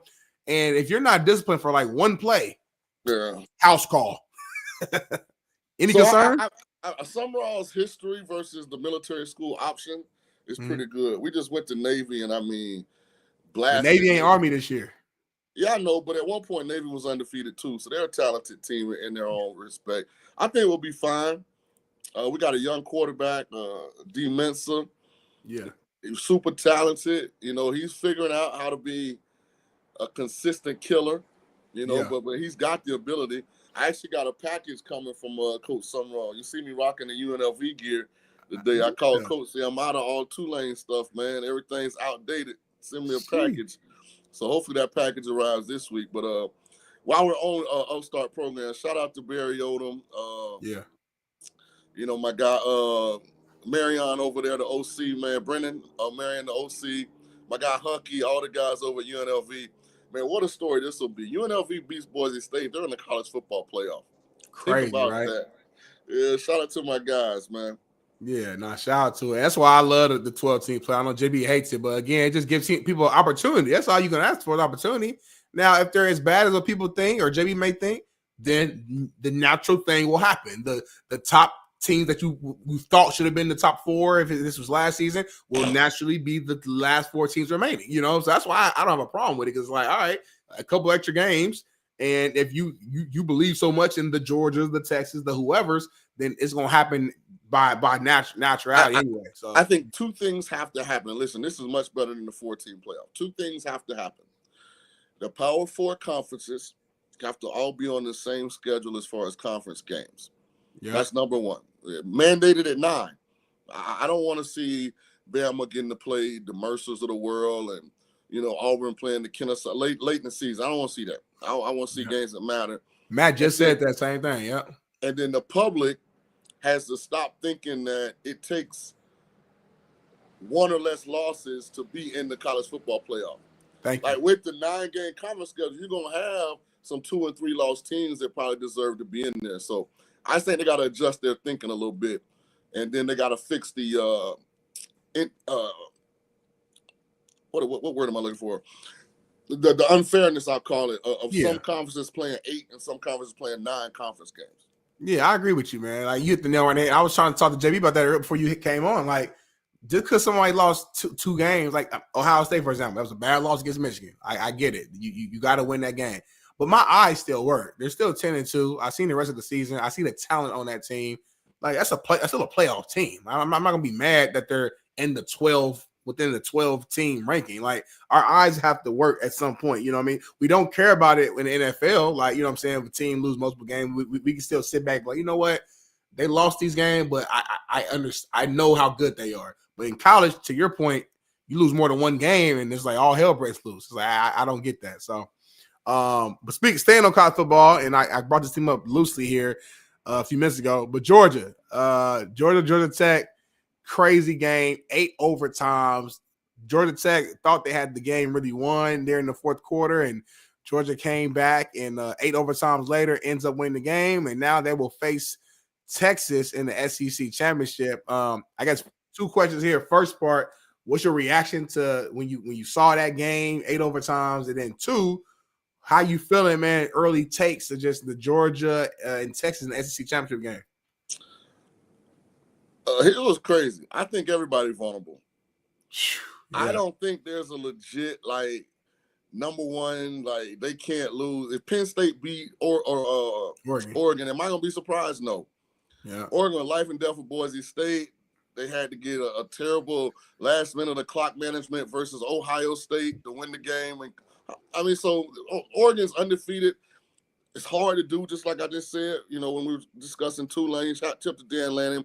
But they aren't the dominant, like, run you over Oregon. Like, they're a good football team, really good football. They're not dominant. So I wouldn't be surprised if anything happens in these conference championship games. Nothing would surprise me whatsoever.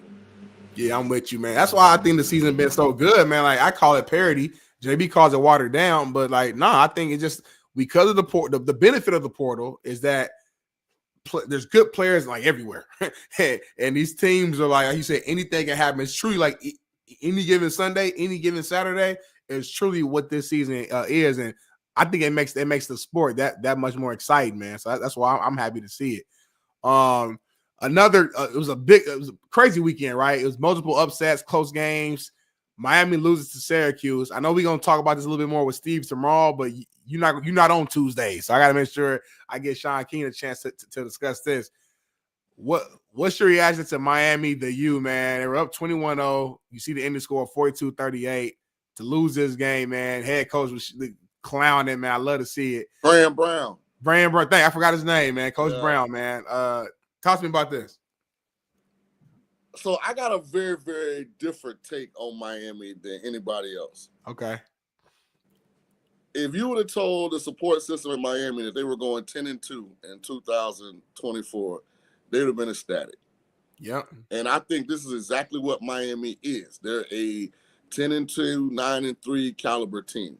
I don't feel like they underachieve. I feel like they overachieve because they could very easily be 8-4. 75, really, right. Yeah. So, I mean, it's not like it was this dominant team that all of a sudden lost, you know, at Syracuse, which is a tough place to play. Friends got them confident. Miami's defense has been bad all year. The good Kyle McCord has been lighting people up. He's had the bad Kyle show up a couple times, but the good Kyle McCord, he's been awesome. So this didn't surprise me at all. The only thing that surprised me was the fact they went up 21-0 and weren't able to score significantly after that. That was the thing that was kind of surprising to get outscored 42-17 because Syracuse not great on defense either. But again, I don't look at Mario Cristobal as an elite coach, you know. But I think I wouldn't be upset if I was a Hurricane. 10-2. I thought that's what this team ceiling was. Yeah. From the time Virginia Tech caught the Hail Mary and could have been inbounds, out of bounds, I was like, Miami definitely gonna lose at least 2 games. Yeah, and they had multiple games after that where they're down, they put their backs against the wall, and they had to scratch and claw to come back and win the game. So, to your point, I made the same take with Colorado, saying that I think JB asked Matt, "Are you kind of disappointed?" A little bit that the fact that Colorado laid an egg against Kansas, so now they don't have a chance of being the Big 12 championship and make the playoff. I'm like, nah, you go back to the beginning of the season and you say, hey, Colorado's gonna be 9-3. Have a chance to win the first bowl game in forever. You're gonna have a Heisman candidate who's probably gonna win a Heisman, Travis Hunter. You're gonna have a top 3, probably, quarterback in college in Shador. You look back, but I'll take that. You know what I'm saying? So I think sometimes we get lost in like the season, as we all do, and get excited about what the possibilities are. Now the tough thing for Miami and Colorado, when you have this kind of opportunity and you have in both situations a top 10 player quarterback, yeah, and you don't get it done, it's tough because it's tough to find. And listen, I don't think this year's quarterback class is that good. I think both Shadur and Cam would have been at best the fourth quarterback taken last year. Maybe lower than that. You know, so last year was a at least coming out of college was a pretty good class. I mean, with Jaden. And I bring that up because I think sometimes supply and demand don't match up in the NFL. Just because you need something that might not be the supply available to fill that need. Yeah. So even if you select something that fills that position, you still gonna have the same demand because you didn't feel the need. So I just say this because it's so hard to find a Shadur and a Cam. And when you have one and you have everything at your fingertips and you let it fall through the cracks, Colorado loses to Kansas, Miami loses to Syracuse, you can't really guarantee when you're going to be in that position again with that type of player because it's hard to find those quarterbacks. That's a fact, man. And while we got this as the topic, do you think we're talking about bowl games and predicting the future, a Colorado Miami bowl game? We're talking about that a little bit earlier. Does that make sense to you? Absolutely. And I love what Deion said. I don't know if you saw the clip, and Bailey might have it. Deion said that all my guys are going to play in the bowl game because we're going to finish the race. And then he took a shot at Florida State. He said there's still some teams that didn't take the bowl game serious, so they're trying to recover. I love Prime. Yeah, no, I love that too. We actually showed that clip a little bit earlier, for sure. That'll be a nice little way to go out for both players. Yeah, 100%, man. We know Cam Ward-Shedeur, got a little bit of friendly competition going on between them, even going back to before the season. So, I'll say this though, Smitty. Cristobal don't have the same culture that Deion has. I would be worried that the Damian Martinez's and all those guys wouldn't play for Miami. That'd be the only thing that would make it not a good game. But if they're all gonna play, then I think it's a great bowl game. Yeah, I just feel like, I mean, if they're playing Colorado and you got just the hype around that, I feel like that makes the bowl game big enough to where those players will want to play. You know what I'm saying? Like, if they play another team, maybe they sit out. But I think that game, I do think they play. For sure. So I do have one more I want to talk to you about before. I know we got it's Eric Weddle Mondays. I know Weddle's about to jump in here too. But another last time I want to discuss with you though here, Shaun. Michigan and Dave Portnoy from Barstool was able to flip the number one QB in the country, Bryce Underwood, from LSU to Michigan. A lot of what was it, like 11 million, if I'm not mistaken, something like that. Crazy amount. First of all, don't you feel like you wish you was playing in today's era a little bit, Shaun? Just like knowing how good you were and knowing the money that's going out right now, like they getting paid big time money right now to play the quarterback position. Yeah, so shout out to anybody that's able to take care of this, take advantage of these opportunities. I'm a person that says high school players shouldn't be eligible for NIL. You got to understand, NIL means name, image, likeness, right? Yeah. If you haven't played it down for Michigan yet, then you really haven't generated any name, image, likeness money. Just pay for Second thing I would say, I love Dave Portnoy's passion. I love the wife of the man that owns Oracle, because that's who really stepped in and put up the big money. The Oracle owner's wife is a Michigan alum, and she goes to him and says, "We got to have Bryce Underwood." Here's my PSA to alums, affluent alums: get out the way because you don't know what you're doing.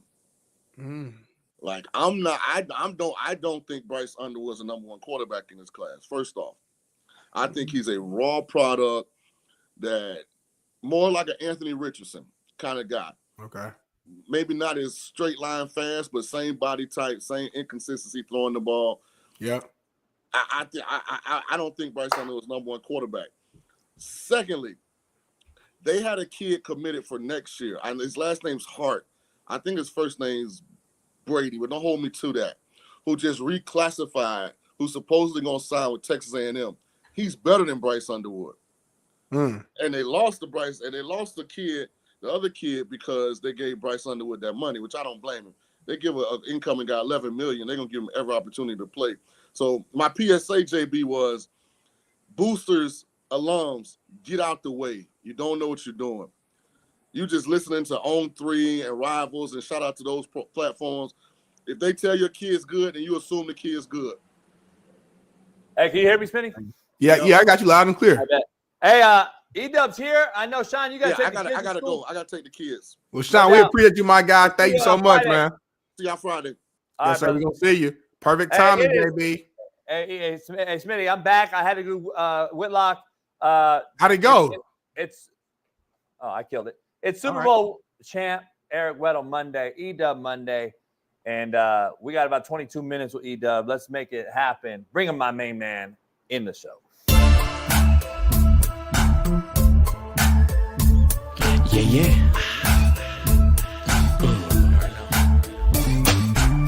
I'm in my mode, ready to transform you into I hate a storm, Hail Marys, I make it pour. Good, I ain't lying, you little giants, we been defiant. Rise. What's the cost to be the boss? Breaking down the walls. We all in once the coin gets tossed. Got the kind of action, never acting. No need to scramble to get traction. We make it happen. From 3-4s to 4-3, we get it cracking. Yeah. What's up? You work it out? Nah, not yet. In a little bit. Hey, Something like me. Okay, what's going on, E-Dub? I ain't seen you in about 2 months. Hey, yeah, what's going on, Smitty? Good to have you back, man. It's good to see you're alive and you're not in some ditch somewhere. So that's always good. Always good. Good to have you back. The show's better with Smitty on, no doubt. You said it. I didn't say it. You said it. E-Dub, we're back. I'm white. We are back. Black. Dean's white. Back corners are back white. We got Everything's back to normal. Got the best corners. No doubt. Best safety. Hey, I'm with you. Best DBs in football right now. Tides are changing, man. It's changing. Y'all got Hey, your boy Dean. See your boy Dean knock out Derrick Henry yesterday. Yeah. Making a comeback. Come back.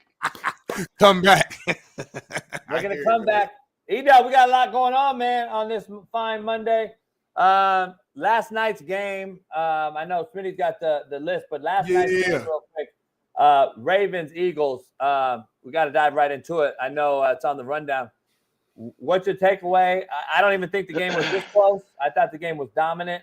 Performance by the Eagles, who's playing as well as anybody in football. The Ravens scored late, Smitty. The game was over. It wasn't even close. The Lamar Jackson. It was definitely close. But yeah, it was. Nah. It was not. Hater. He's the hater coming out of him. E-Dub, you know damn well we watched that game, and that game was dominated by a team in the green. How you figure they would have been up 5 points if Tucker makes his field goals in PAT? So literally in the fourth quarter, early on, the game was dominated. The game was dominated. No, stop. Hey, Smitty, let me ask you something, E-Dub. I said on this show, and I'm a hater because I said it on this show, anytime you load the box, stop Derrick Henry, you're going to depend on Lamar Jackson's arm to win you a football game, and this is why he struggles in the playoff. It's very evident yesterday. Again, anytime you go cover zero and make him have to make tough throws, he's going to struggle. I'm the hater, but I just think it's actually the truth. This is what we've seen in the history of Lamar Jackson. He's having the best year to Smitty's point, and he's going to say that, and all this, I get it. And that's, to my point, the Derrick Henry factor. I think once you stop that and load the box, Lamar's going to have to win you a game when it matters with his arm, and I just don't think he's capable. Unfortunately, I love him, love the athlete that he is. He's having a great year. I just don't. I think you saw what's going to happen in the playoffs again last night. Well, it's definitely a valid point in the sense they're going against. I think Eagles came in with the second-ranked defense, overall defense, so second or one. So we knew anybody that knows football or watches both teams, it was going to be a playoff-type game. Low possessions, limited explosives.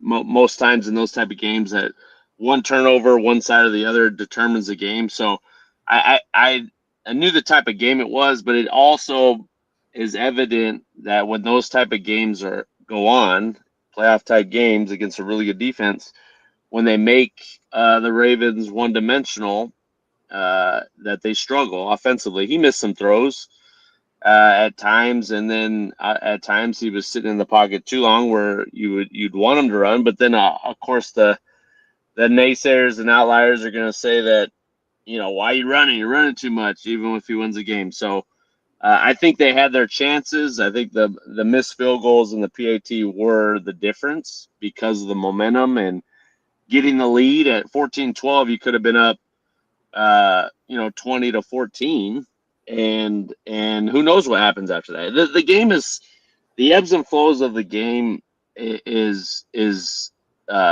real, and momentum is real, especially in a game like that. Yeah, they scored late. The game was over. JB's right at the end. It was over, but that series where they went back and forth and no points were added, that was the difference in the game. And hey, that goes back to Smitty and I's debate on Mike Elko not taking the points, down 10 with 5 minutes left and 3 timeouts plus a 2-minute warning. He don't take the points. It's momentum. It's a momentum killer, right? Yeah. Yeah, 100%. Like, for a player, there have been times where you're on defense and you're struggling to stop whoever you're going against, and your offense needs to respond, whether it's a couple first downs, whether it's changing the field position, or if you're able to get points to make it a 2-possession game or make it a 3-possession game in a playoff type game. That is huge for the confidence of your team and the momentum that you can answer and basically stabilize what's going on. So it's dumbfounded. Half these coaches, I'm beginning to realize, that have no clue what they're doing. It's nice that the Bears fired that guy after the debacle of their game. So I think the Ravens, I'm honestly really concerned if they get in a playoff game and it comes down to some kicks. Can Tucker do it? I don't know at this point. From what he's got something seriously going on, and it's unfortunate. Yeah, and it's crazy. It's crazy to for us to say that, but I feel the exact same way, man. And it's because he made. I mean, some people consider him the greatest kicker of all time. I mean, he has a lot of numbers. Yeah, to stats back that up. Yeah, for sure. And it's man, to be that guy and then to be struggling like this, to me, is mental. But yeah, now if I'm Harbaugh, I'm thinking man, do I need to start going for it on 4th and shorts? Do I have to you know what I'm saying? I have to almost think differently. I think in certain scenarios and situations, to where it's now it's more pressure on Lamar Jackson to not just drive them down the field, right? Because he does a good job of getting them in position to score. He does that pretty much every week. But one thing I think they can improve on is, again, if Derrick Henry is not really going, how are you guys going to finish in the red zone? And I think Lamar has to get better at finishing in the red zone in some of these big time games and making sure we're turning field goals into touchdowns. That's going to be different. I would say this: one of the field goals that pushed it back to 47 was on Lamar because he took a 12-yard sack. Right. Yeah. And instead of understanding the situation, getting the ball out, knowing your kicker is struggling, and making it a 35-yard field goal instead of a 47, that could be, be the difference in that situation of him making it. So it's on everybody, right? Yeah. But those missed field goals were huge in the momentum, and I think that's what it came down to. And what I respect about Tucker is he owned it, and after the game, he said it, that he felt he lost the game, and it's nice to see taking ownership of your play. And so he's gonna work. Man, the dude works harder than anybody else. It's just, man, he's not making his field goals, and that's a huge issue. And this is the second game that comes to mind, and that, again, no one player loses the game. We understand that, but where if he makes these kicks, it puts the team in a way better position. I think it was it the Browns that comes to mind? I can't remember something. It was another game. I want to say it might have been all 5 of their losses this year. He's missed a field goal in that game that could have been the difference. So it's I'm just not a believer. I don't think their defense is good enough to win them anything.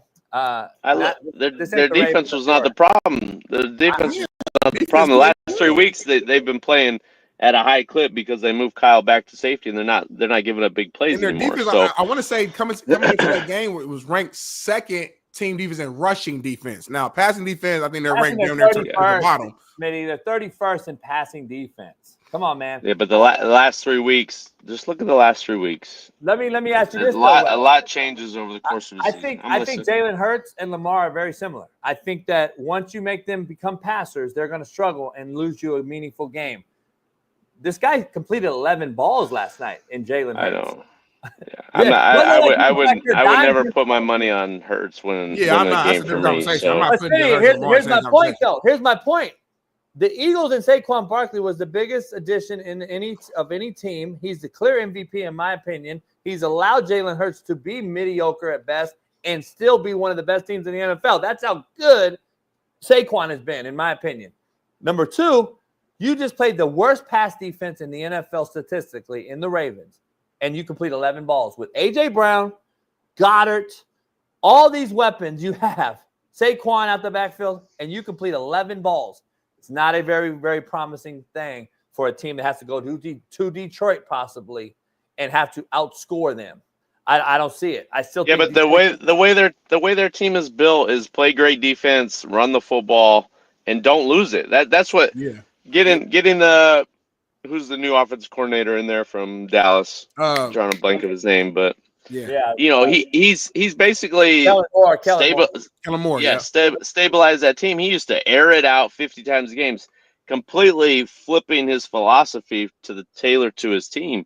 They have a great defense. They don't give up big plays. They tackle well. Look how they tackled on defense. Like, I think the bigger picture is Jalen not losing the game and commanding the offense in the way that helps them win games over this 8 game winning streak. I mean, they're not asking him to air it out because they probably know that that's not how they're going to win games. Yeah, no doubt. Hey, Ida, we'd be remiss if we don't ask you from a hard-hitting safety in the NFL to the what you saw last night or yesterday with the Trevor Lawrence hit. Yeah, I saw it live, which was pretty crazy. What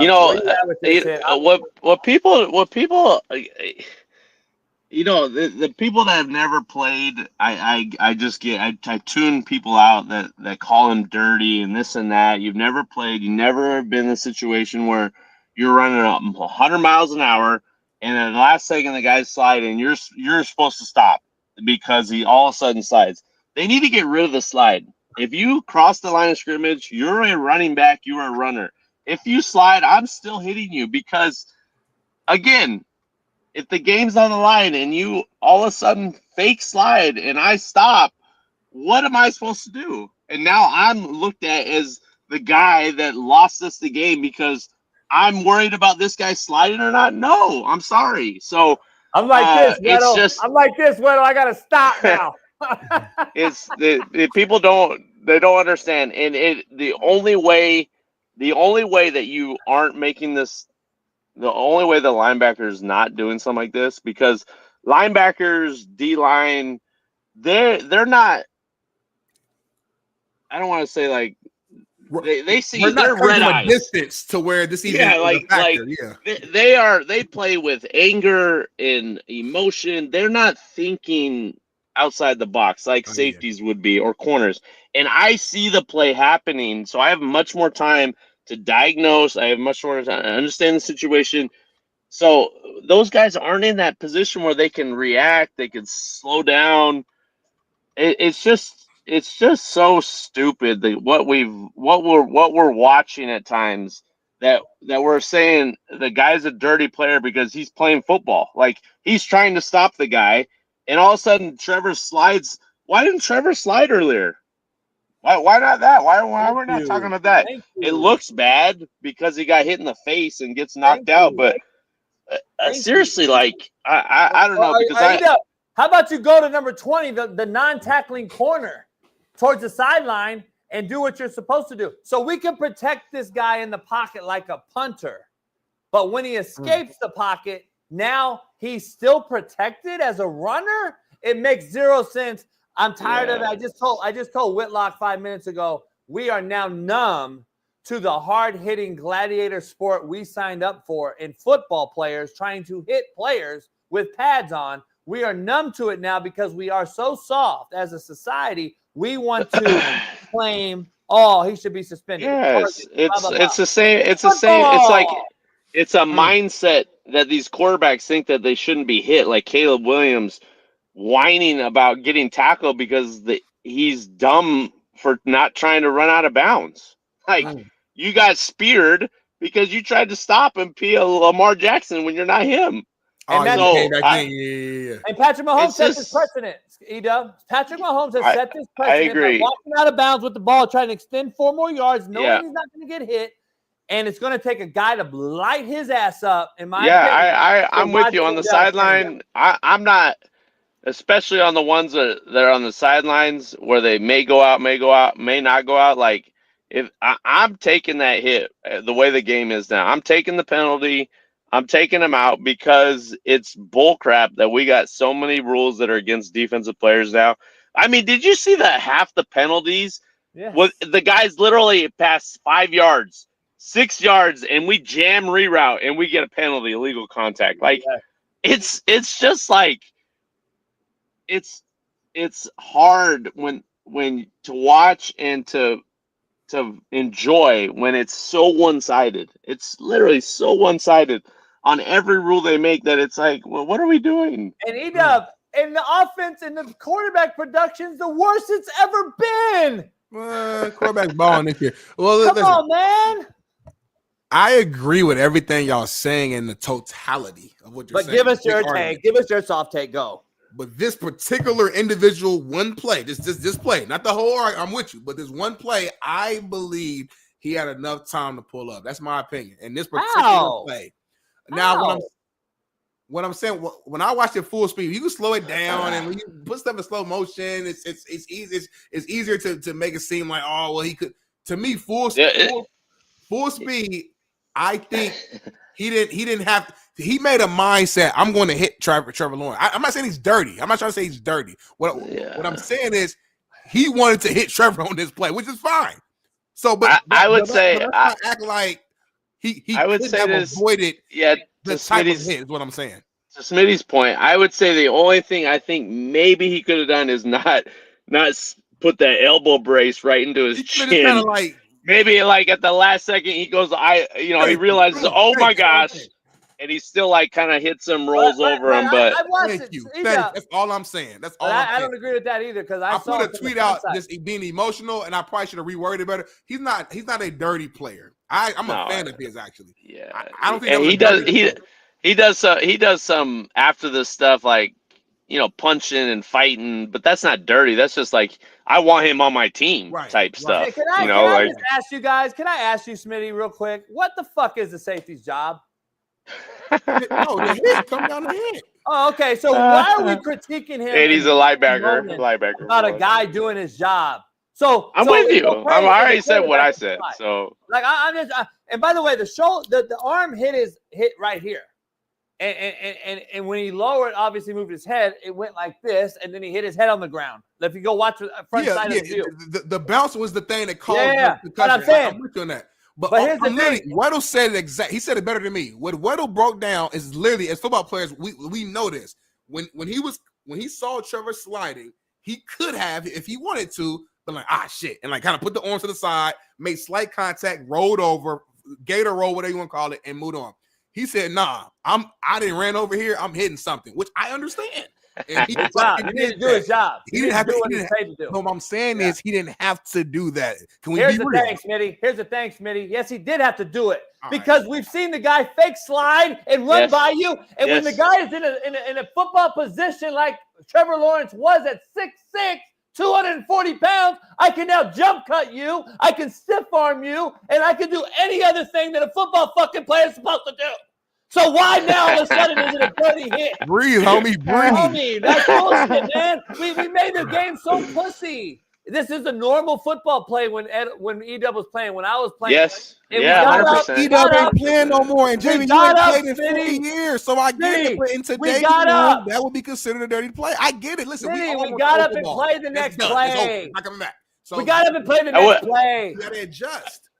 I would say this, like 10, I don't know. When I was playing my first few years in the league, quarterbacks weren't sliding; they were going head first, and I think that's much better to protect yourself going first down and protecting yourself. Like Hey, I don't know. It's dumb.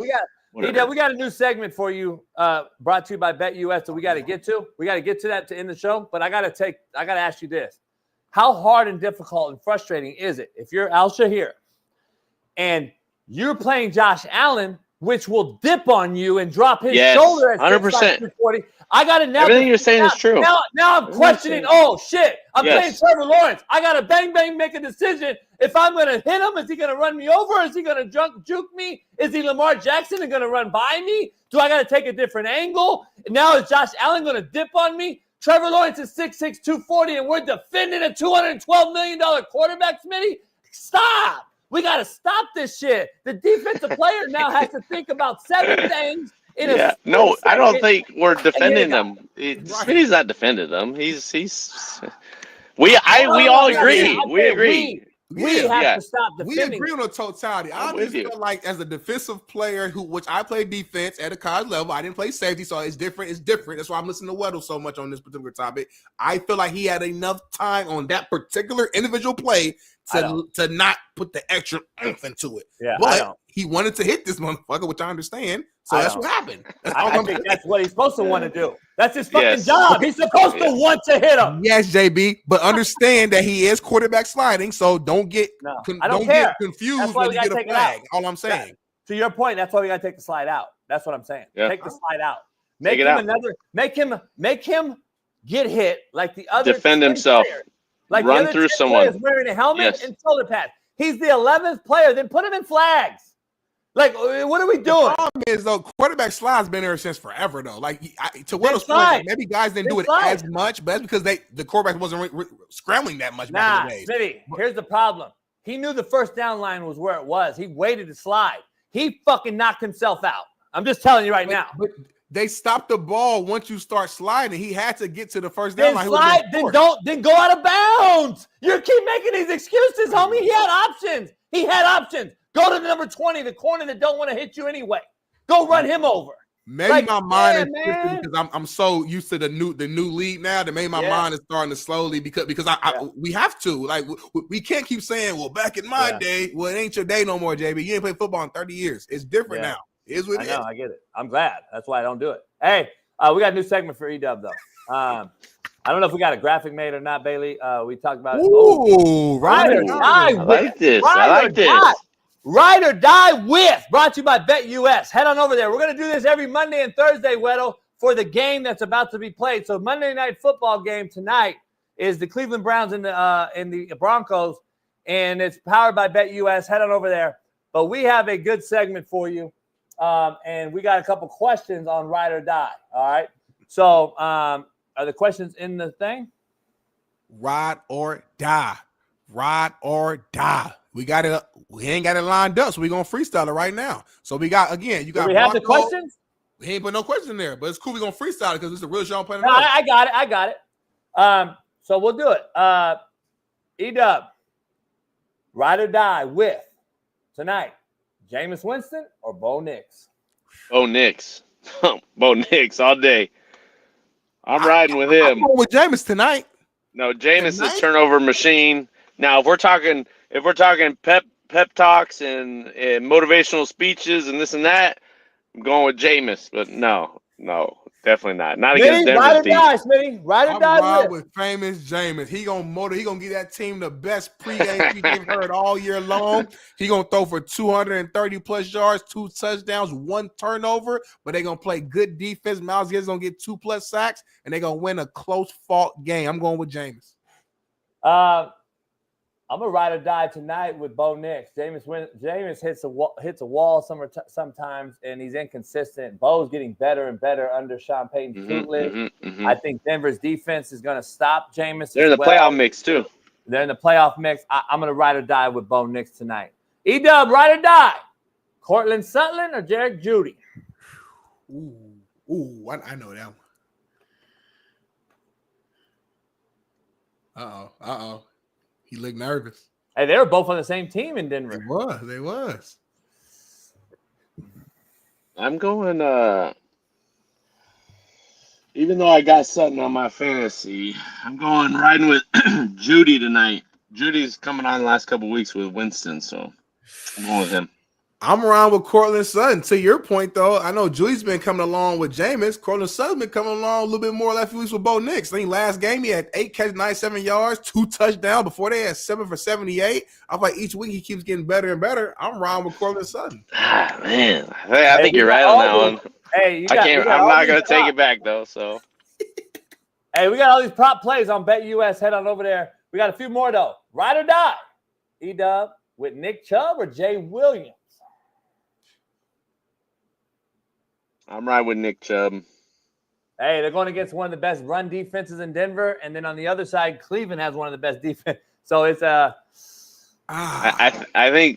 think Chubb got.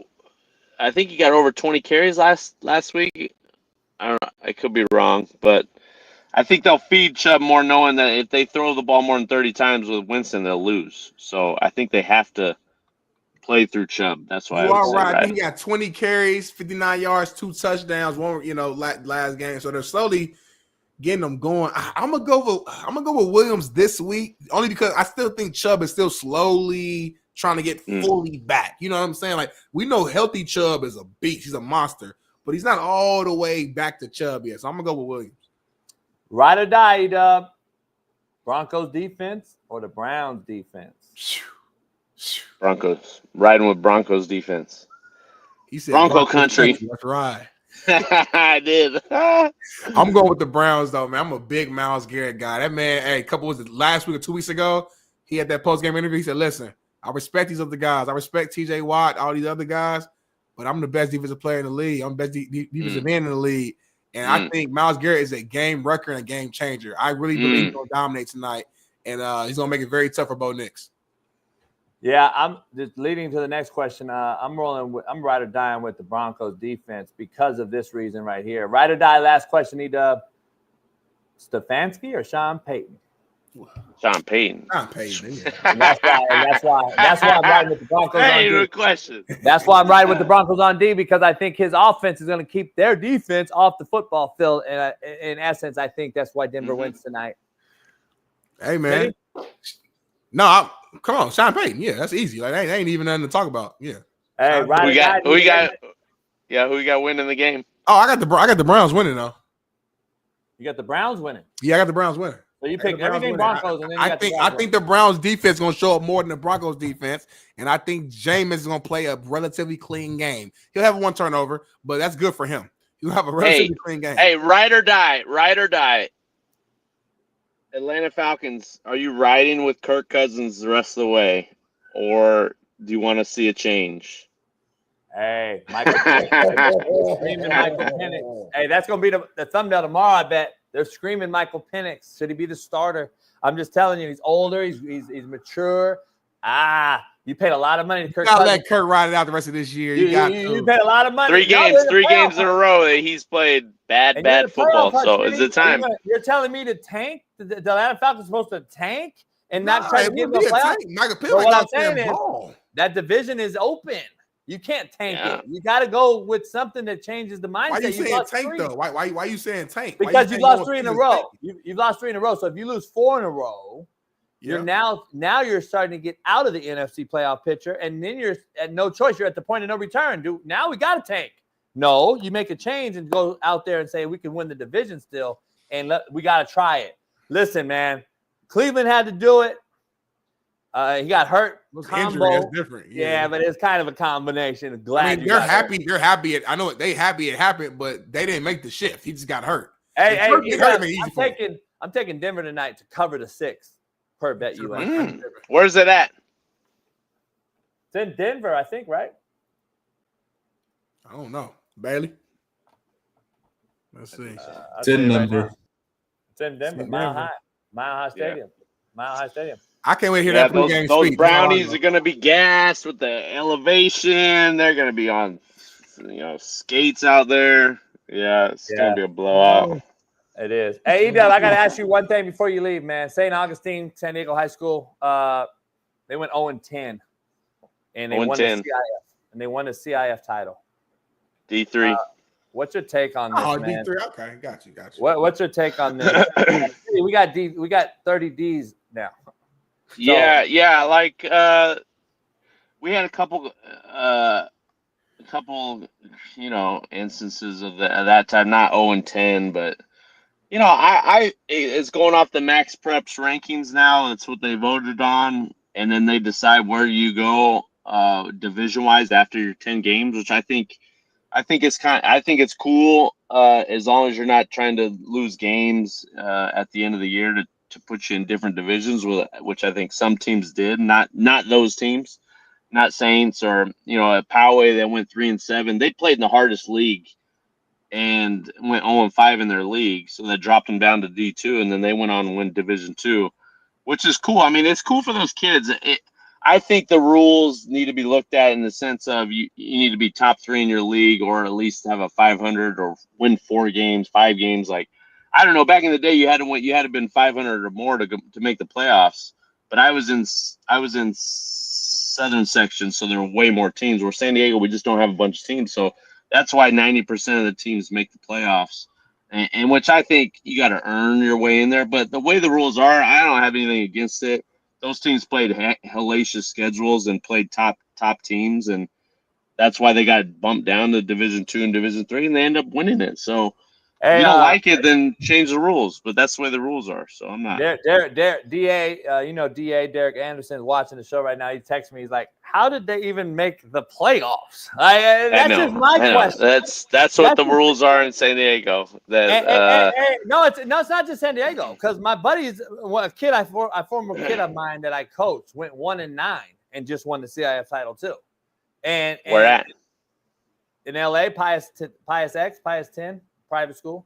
And it seems to, I'm looking at all these schools, it seems like private schools seem to have gotten in with these bad records versus the public schools with these bad records. I don't see a lot of public schools getting in the same private school love. I don't know. That's a whole other conversation. I think private schools need to play themselves when it hits playoff time, and leave public schools separate, because they can recruit, they can sign whoever they want, they can talk to youth kids. I can't do any of that stuff. So how is that fair? You can bring them on campus, show off your school, the weight room, blah blah blah.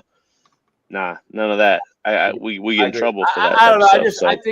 I think it's setting a bad precedent, man. Because once these kids hit the real world and it hits them in the mouth, now they're expecting. Oh, I went 0-10 and got in and won a CIF title. Listen, me and my buddy's going at it right now. Edub, he's a coach at one of those schools that I'm talking about, and he's like, "Well, we beat the guys they said we couldn't beat." I go, "Homie, you should never have been in. You were 0-10. What do you mean you lost 10 times?" Like, me personally, I couldn't even put that trophy in my trophy case. Sorry, that's just me. I'm with you. Hey, love it. I appreciate you. I hope you had a happy Thanksgiving. I saw you on Thanksgiving with the fam.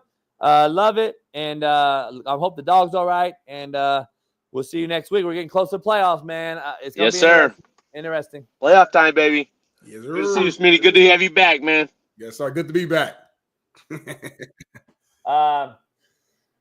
Good show, man. Good first day back. By the way, too, going forward, Smitty, factor cap, we're going to keep, obviously. We're going to keep going with the factor cap. And then Bailey's going to pop in and give us facts or caps from the show. And he's going to fact check you, because you're always wrong and I'm always right. The struggle for Bailey, he's not going to really have any cap for me majority of the time. It's going to be like, damn, like I went through the show and tried to look for something, but Smitty was right in everything he said. So it's going to be a lot of one-sided things, but really show on Planet Earth. If you're cool with that, I'm great with it. Great show, man. I led the show. JB left for about an hour. I held it down. Me and Shaun King. JB, make sure you go back and watch the discussion. Me and Shaun had the numbers shot out the roof, and it was just me and him. And it went down a little bit when you came back, but it's still good throughout. It went down. Shout out to our new Hey, Bailey, come in right now, Bailey. Fucking the first factor cap of the fucking season, Bailey. Tell him factor cap. The numbers went up. Oh, Darnell, why do you just still say things that you know aren't true, man? Factor cap, Bailey. Did the numbers go up? Factor cap, did the numbers go up with Smitty and Shaun? Smitty, that's cap. Yeah, they went down. All I'm saying is this, man. All I'm saying is this. It was great discussion. If our members don't like great discussion about real deal sports and they like the chaos of JB, then so be it. All I'm saying, it was a great discussion with two brothers, real brothers. What face up you doing? I heard Shaun Cook. Whitlock said, "Tell you what's up." He's a Warren Central legend. What's good, Whit? Yeah. And he said Whitlock, he was a part of the first state championship team in Warren Central history. He will always go down as a legend. Him and Jeff George did their thing. We kept the legacy going. I got my state championship ring somewhere in here. You know, we kept it going as what it is. You know what I mean? You want a title? Yeah. Is a pig pussy pork? Yeah, what are you talking about? Is it what? Huh? Is what? Is what? I didn't hear what you said. I said, yeah, I want a title. My ring is somewhere in here. I gotta. Well, you said something. I think my ring is in my safe, so I will pull it out. I'll pull it out one of these days. Yeah. I got a couple rings all time. I got bow ring. I got all type of stuff. It's somewhere around here. I did a lot, man, in my life, man. I'm 30 years old. I did a lot in my 30 years old, man. I didn't got kicked out of cribs, man. Moved in. I didn't got bowl ring, state championship. I didn't lost. I didn't won. I done did it all, man. You know, I lived a life of two grown ass 70-year-old men. That's how long I've lived. So hey, look, we had so much to talk about. We'll have to get into it tomorrow. But it's real 9:30, quick, homie. Since we had a big topic about the hit on Trevor Lawrence, real quick, he did apologize publicly, and we have a tweet that he put out. I just wanted to touch on it before you got out, Smitty. Get your thoughts on this real quick. Can you read all that, please, real quick, and then we'll. And then it goes on. The family goes on, and I'm not unnecessary to the rest of the teammates. I could definitely understand you leaving it there. And then he said, to name in the book of reporters with his hands ready, blah blah blah. Basically, he said, "I'm a football player, and I shouldn't be judged for being dirty. I play football." And to Trevor, I genuinely apologize. That's what he basically said. Got you. All right. Appreciate that, man. Now repeat what I said. Shout out to him, man. And I appreciate that. And it's good to be back, man. I'm in my studio. I'm sure that neighbor's gonna probably hit up the realtor or whatever, the lease, hey, they're too loud. It's what it is. You're gonna have to deal with it. I'll write him a note, give it to him. TV in the back, logo, feeling good. I'm happy. What's wrong? I just wish he wouldn't apologize, man.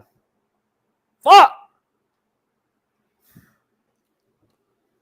He shouldn't have apologized. That's all. Fuck. Now everyone's going to apologize. God, stick to your guns, homie. And he's Hamas. All right, then, y'all. I'm out. Hey, enjoy y'all show. Enjoy y'all day. I'll be back tomorrow. Loaded show. Steve Kim going to talk all things Miami. We might get Dr. Jesse Morse might pull up. Who knows who else we might get pulled up? It's Tuesday. It's the off day for NFL. We might get Patrick Queen. We might get Sheldon Day. We might get Cam Newton. We might just be us. But you got to be here to find out. You got to be a member to be in that exclusive. It's T-Rich Tuesday. It's T-Rich Tuesday. T-Rich Tuesday. And you got to be a member to get in that members-only chat. That's what we're doing from here on out. So, hey, lock in. Hey, man, great show. Appreciate everybody. Pound that like, subscribe. Become a member today and head on over to BetUS. Use the promo code CoachJB. We'll be back for Talk That Talk Tuesday tomorrow with Steve Kim, T-Rich, and Dr. Jesse Morse. Peace. Issues get pressed so fast it don't get sacked like bags and baggage. Smitty and Jason Brown, kill the ass a rap. We what the game's been missing.